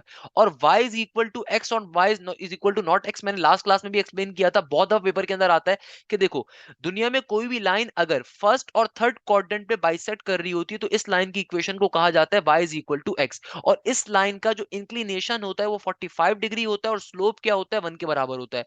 वाइल दुनिया में अगर कोई लाइन सेकंड और फोर्थ क्वाड्रेंट को बाइसेक्ट कर रही है, सेकंड और फोर्थ क्वाड्रेंट को, उस सूरत के अंदर इसका स्लोप होता है -1 के बराबर, इंक्लिनेशन होता है 135 डिग्री के बराबर। और ऐसी लाइन की इक्वेशन होती है y is equal to -x। बेटा ये बुलेट पॉइंट्स बना के लिख लेना, तुम्हारे बच्चों के भी काम आएंगे, पहले बता रहा हूं, ये बेतहाशा इंपॉर्टेंट चीजें, कोऑर्डिनेट ज्योमेट्री की जान है ये टॉपिक्स। अब देखो एग्जामिनर क्या कह रहा है, अब एग्जामिनर की बात को समझो, अब तुम्हारे लिए बात समझना बड़ा आसान होगा। एग्जामिनर कह रहा है which of the following line has the slope equal to 0। तो हमें मालूम है स्लोप किसका 0 होता है? भाई स्लोप हमारे पास एक्स एक्सिस का 0 होता है, एक्स एक्सिस की लाइन का, या फिर ऐसी लाइन का जो एक्स एक्सिस के पैरेलल हो। तो एक्स एक्सिस की लाइन की इक्वेशन तो मुझे पता है क्या होती है? y इज इक्वल टू 0 होती है, तो वो तो नहीं गिवन यहाँ पे।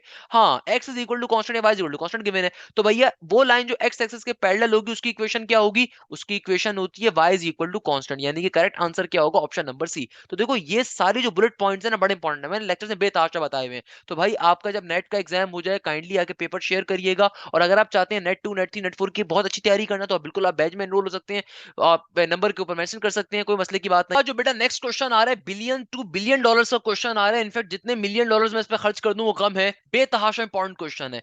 इस क्वेश्चन में देखो एग्जामिनर ने एक इक्वेशन दी हुई है, मगर वो सिंपल इक्वेशन नहीं है, वो एक्सट्रीमली एक डिफिकल्ट इक्वेशन बन सकती है अगर आपको कॉन्सेप्ट का आइडिया नहीं है। अब देखो एग्जामिनर क्या कह रहा है, एग्जामिनर कह रहा है तुम्हारे पास एक इक्वेशन है, और ये इक्वेशन है एक्स स्क्वायर प्लस का वाई स्क्वायर माइनस का 2xy प्लस का 20x प्लस का 10 इक्वल टू 0। एग्जामिनर कहता है बताओ कि ये जो इक्वेशन है ना, ये पैराबोला की है, इलिप्स की है, या हाइपरबोला की है? अब हमें कुछ भी नहीं पता। अब हमें इस इक्वेशन को कैसे सॉल्व करेंगे? क्या पैटर्न होगा इस क्वेश्चन को सॉल्व करने का? देखो बहुत सिंपल सा है। कैसे कि आपके पास जो इक्वेशन आ रही है ना, पहले तो मालूम रख लो बेटा, ये इक्वेशन हमारे पास सेकंड डिग्री जनरल इक्वेशन है कॉनिक की। तो भैया कॉनिक की जनरल इक्वेशन क्या होती है सेकंड डिग्री के अंदर? ये होती है ए एक्स स्क्वायर प्लस का बी वाई स्क्वायर, आगे सिंपल तरीके से प्लस का 2h xy प्लस का 2gx प्लस का 2fy प्लस का c इक्वल टू 0। हमेशा याद रखिएगा, कभी भी अगर आपके पास सेकंड डिग्री जनरल इक्वेशन आ जाए कॉनिक्स की, देखो जो हमारे जो नॉर्मल क्वेश्चन थे उससे मुख्तलिफ क्वेश्चन कैसे है कि यहाँ पे एक्स और वाई प्रोडक्ट की फॉर्म में आ रहा है, तो आपको ऑलरेडी पता चल जाएगा कि भाई ये क्वेश्चन थोड़ा डिफिकल्ट है, डिफरेंट है, सही है ना। अब हमेशा याद रखिएगा, हम सबसे पहले क्या काम करेंगे, अपनी जनरल इक्वेशन जो कॉनिक्स की होगी सेकंड डिग्री की, उसको लिख दिया।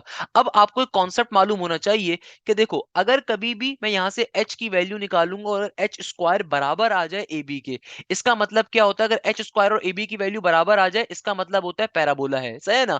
अगर हमारे पास एच स्क्वायर की value lesser than A B आ जाए, यानी कि एच स्क्वायर की वैल्यू क्या आ जाए, छोटी आ जाए किससे, ए बी से, तो उस सूरत के अंदर कॉनिक कैसा होता है, एलिप्स होता है।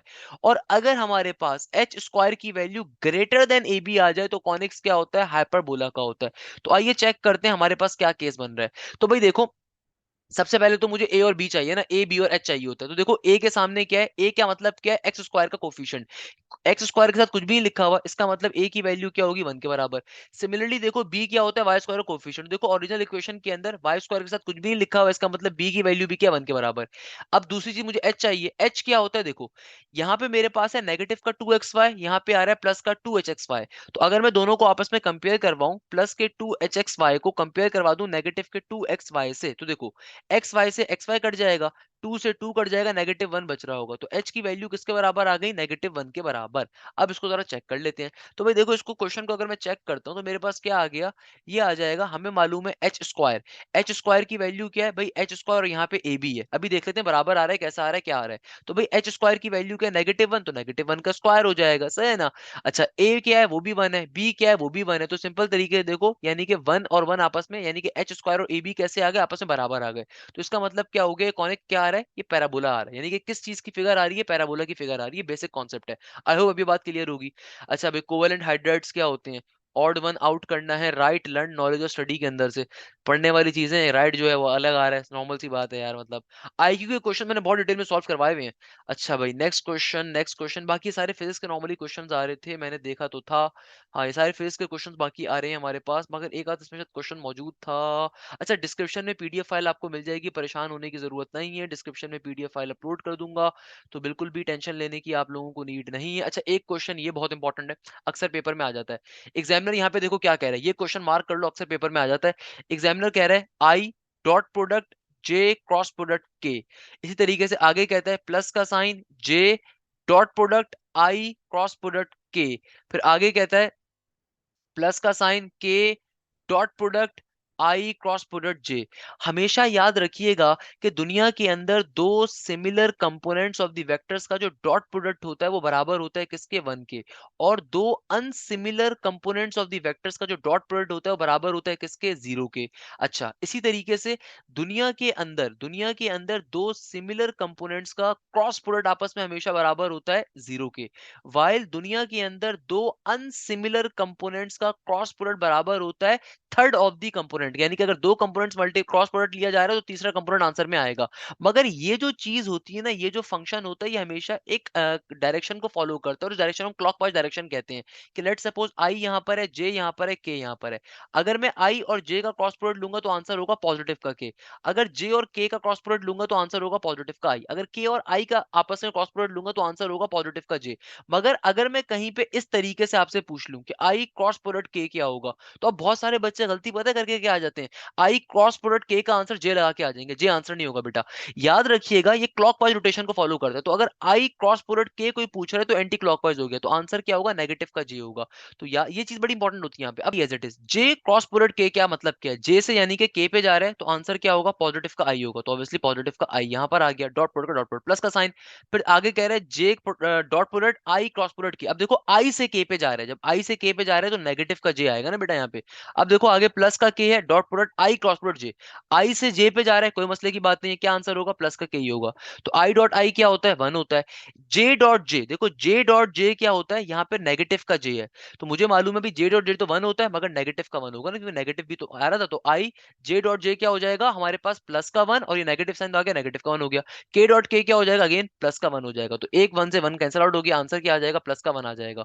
इस तरीके से देखो ये सारे क्वेश्चन मैंने सॉल्व करवा दिए, लास्ट में कोई क्वेश्चन ऐसा मौजूद नहीं है जो हमारे हमारे लेवल का हो। ये बाकी फिजिक्स केमिस्ट्री के आ रहे हैं तो इन क्वेश्चंस को आप देख लोगे।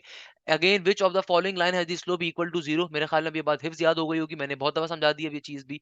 अच्छा भाई, इस तरीके से हमारी आज की क्लास एंड होती है। आज की क्लास के अंदर इस लेक्चर नंबर 3 के अंदर बेटा 18 दिसंबर तक के जितने नस्ट के पेपर्स आए हुए थे मैंने सारे सॉल्व करवा दिए। ये लास्ट के अंदर तो बेटा वही क्वेश्चंस आ रहे हैं जो मैंने ऑलरेडी आप लोगों को ऊपर सॉल्व करवाए हुए नंबर ऑफ क्वेश्चंस। तो भाई आज लेक्चर नंबर 3 को जब हम एंड कर रहे हैं तो आज की क्लास में हम लोगों ने नंबर ऑफ नस्ट के क्वेश्चंस को सॉल्व किया। आई होप ये सारे क्वेश्चन आपको समझ में आए होंगे। इनमें से बहुत से क्वेश्चन आपके पेपर में आ सकते हैं। इनको देखो बेटा, नस्ट का जो पेपर होता है वो कंप्यूटर बेस्ड पेपर, और कराची में या कोयटा के अंदर जो पेपर दूसरा गिलगित के अंदर जो दूसरा पेपर होगा भी ना बेटा, वो आपके पास जो कंप्यूटर बेस्ड पेपर होगा वो इसी सॉफ्टवेयर से क्वेश्चंस निकल के जा रहे होंगे। तो नस्ट के सॉफ्टवेयर में हजारों क्वेश्चंस फीड हुए हुए हैं। तो भाई इन हजारों क्वेश्चंस के ऊपर मैं वीडियोस को डिजाइन कर रहा हूँ। बच्चे आके अपना क्वेश्चन मुझे बताते हैं, तो उन क्वेश्चन जब वो बताते हैं तो उसको मैं वहां पे सॉल्व करवा रहा हूँ। तो इससे फायदा क्या होगा कि आज के बाद जो कोई भी नेट हो रहा होगा, कोई भी नस्ट का पेपर हो रहा होगा, ऑब्वियसली यही क्वेश्चन आपके पास आ रहे होंगे, तो आपके लिए फायदा होगा कि भाई एटलीस्ट आपने उन क्वेश्चन को पढ़ा हुआ होगा, उन क्वेश्चन को देखा हुआ होगा, तो आपके लिए बड़ी हेल्प हो रही होगी। तो ये क्वेश्चन के जो लेक्चर्स हैं बेतहाशा इंपॉर्टेंट है। इतनी मेहनत से अगर मैं वीडियो डिजाइन करता हूँ तो बेटा अगर आपको 1 घंटे की या 1.5 घंटे की जो वीडियो दिख रही होती है ना, इसके पीछे मेरा पूरा-पूरा 1 दिन लगा हुआ होता है कि पेपर्स को पहले कंबाइन करना, पेपर्स को पहले कंपाइल करने के बाद क्वेश्चंस को देखना किसी क्वेश्चन में गलती तो नहीं है, फिर उनके सॉल्यूशन आपके लिए करवाना, फिर उनमें कुछ शॉर्टकट्स देखना कि आपको शॉर्टकट्स कैसे पढ़ा सकता हूँ। तो बेटा ये जो 1 घंटे की या 1.5 घंटे की आपको वीडियो दिखती है, इसके पीछे मेरी बड़ी 1 या 2 दिन की मेहनत होती है। स्पेशली लास्ट वाली जो वीडियो थी 2 घंटे वाली, वो मैंने 2-3 दिन मेरे लग गए थे पूरा बनाने के अंदर। कहने का मकसद है कि बड़ी मेहनत से बनती है। तो भाई लाज़मी तौर के ऊपर मुझे आपने कमेंट सेक्शन में अपना नस्ट का स्कोर बताना है कि आपके नेट का स्कोर क्या आया। सेकंड नंबर के ऊपर बताना है कि भाई पेपर में कितने क्वेश्चन रिपीट हुए थे। और last but not the least, जब आप पेपर देकर आओ तो आपसे रिक्वेस्ट है कि बेटा जिस तरह आपसे पहले वाले बच्चों ने आपके लिए पेपर शेयर करे, आपके लिए आसानी पैदा करी, तो आपकी भी जिम्मेदारी है कि आने वाले बच्चों के लिए आप जिम्मेदारी पैदा आप आसानी पैदा करो। और इनफैक्ट अभी आप नेट 2 नेट 3 नेट 4 भी अप्लाई कर रहे हो तो भाई यही क्वेश्चन आ रहे होंगे, अगले सालों के अंदर भी यही क्वेश्चन आ रहे होंगे। तो आपकी जिम्मेदारी क्या है, जब आप पेपर देकर आओ तो लाजमी तौर के ऊपर मुझे व्हाट्सएप के ऊपर अपने पेपर बताइएगा कैसा गया पेपर इंशाल्लाह ताला, और क्वेश्चंस को शेयर करिएगा ताकि मैं उसको वीडियो डिजाइन कर सकूं। आप अगर चाहें तो नस्ट के, फास्ट के, आईबीए के, यूईटी के, लम्स के, एनईटी के बैच में भी एनरोल हो सकते हैं। न्यू बैच मेरा भी दिसंबर में स्टार्ट हो रहा है तो आप उसमें एनरोल हो सकते हैं। यहीं पे आज की क्लास को एंड करूंगा इस उम्मीद के साथ कि आप जहां हैं जैसे हैं खैरियत से होंगे। मुझे बहुत सारी दुआओं में याद रखिएगा। I really need your prayers. तो मुझे बहुत सारी दुआओं में याद रखिएगा। इंशाल्लाह किसी नेक्स्ट वीडियो में मुलाकात होगी आपसे। जब तक के लिए खुदा हाफिज। Hashim Zia signing of.